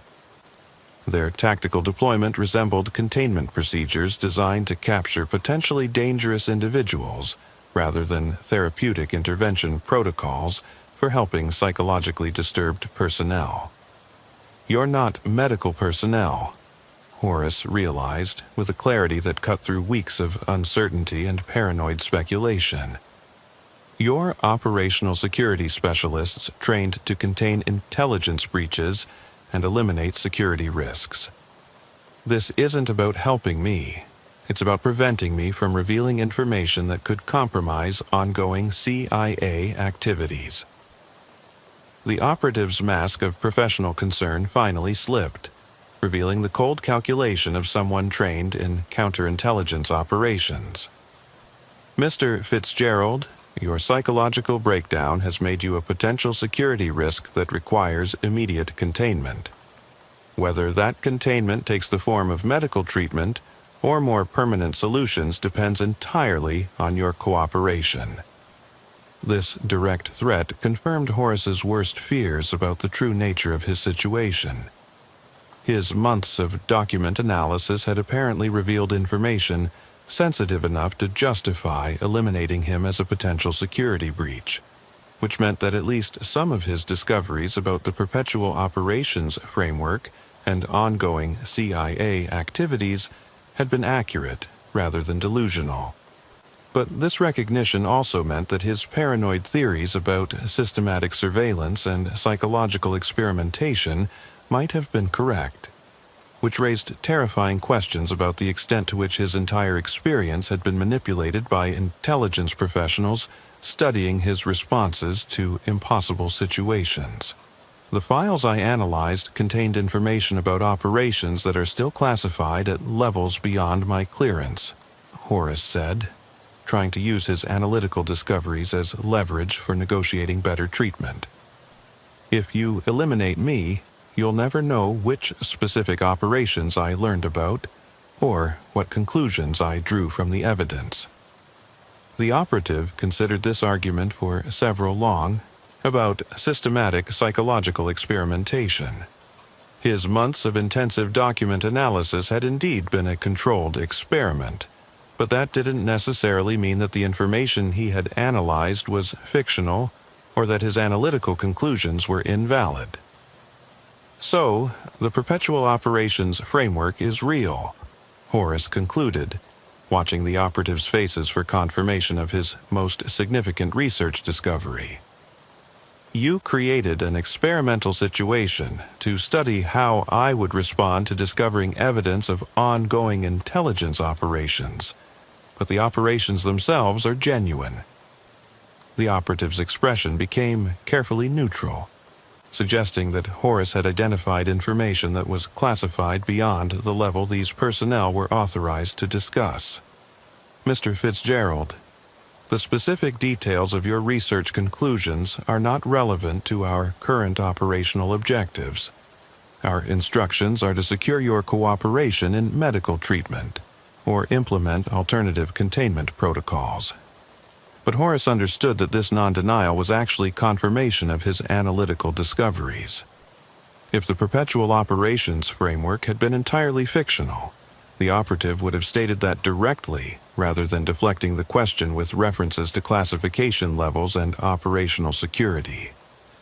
"You're going to eliminate me because I discovered that CIA operations from the Cold War are still being implemented using the same methodologies and personnel networks," Horace said, finally understanding the complete scope of what his research had revealed. The historical files weren't just historical. They were documentation of ongoing activities disguised as declassified materials.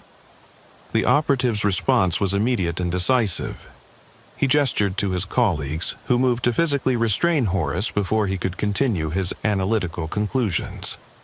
But as they approached, Horace realized that even his current situation might be another layer of the psychological experiment designed to study how intelligence personnel would respond to discovering the artificial nature of their own experiences. "How do I know that this intervention isn't just another component of Operation Mindbridge?" Horace asked as the operatives surrounded him. "Maybe my psychological breakdown, your arrival, even this conversation are all scripted elements designed to study my responses to different levels of perceived threat." This possibility seemed to give the operatives pause, as if they themselves weren't entirely certain about the boundaries between experimental manipulation and genuine operational activity. Their momentary uncertainty suggested that Horace's case might involve levels of compartmentalized deception that exceeded even their operational briefing. "The experiment ends now," the lead operative said, though his tone lacked the confidence he had displayed earlier. "Whatever psychological manipulation you may have experienced during your research project, this intervention represents genuine CIA security procedures."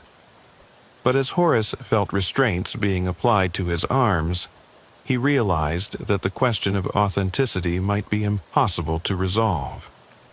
If intelligence operations could involve multiple layers of deception and compartmentalized manipulation, then distinguishing between experimental scenarios and genuine security procedures might be beyond the capabilities of any individual participant, including the operatives themselves. The last coherent thought that passed through Horace's consciousness as pharmaceutical sedation began to take effect was the recognition that his situation represented the ultimate achievement of intelligence methodology. A scenario so thoroughly compartmentalized and multiplied deceptive that no participant could determine which aspects were genuine and which were experimental, including the researchers who had designed the deception in the first place. As consciousness faded, Horace understood that he had discovered something far more disturbing than evidence of ongoing CIA operations. He had encountered the possibility that intelligence work had evolved to a level of systematic deception, where the categories of real and artificial, observer and observed, researcher and subject, had become so thoroughly intermingled that the intelligence community itself might no longer be able to distinguish between genuine operations and psychological experiments designed to study the very personnel who were conducting them.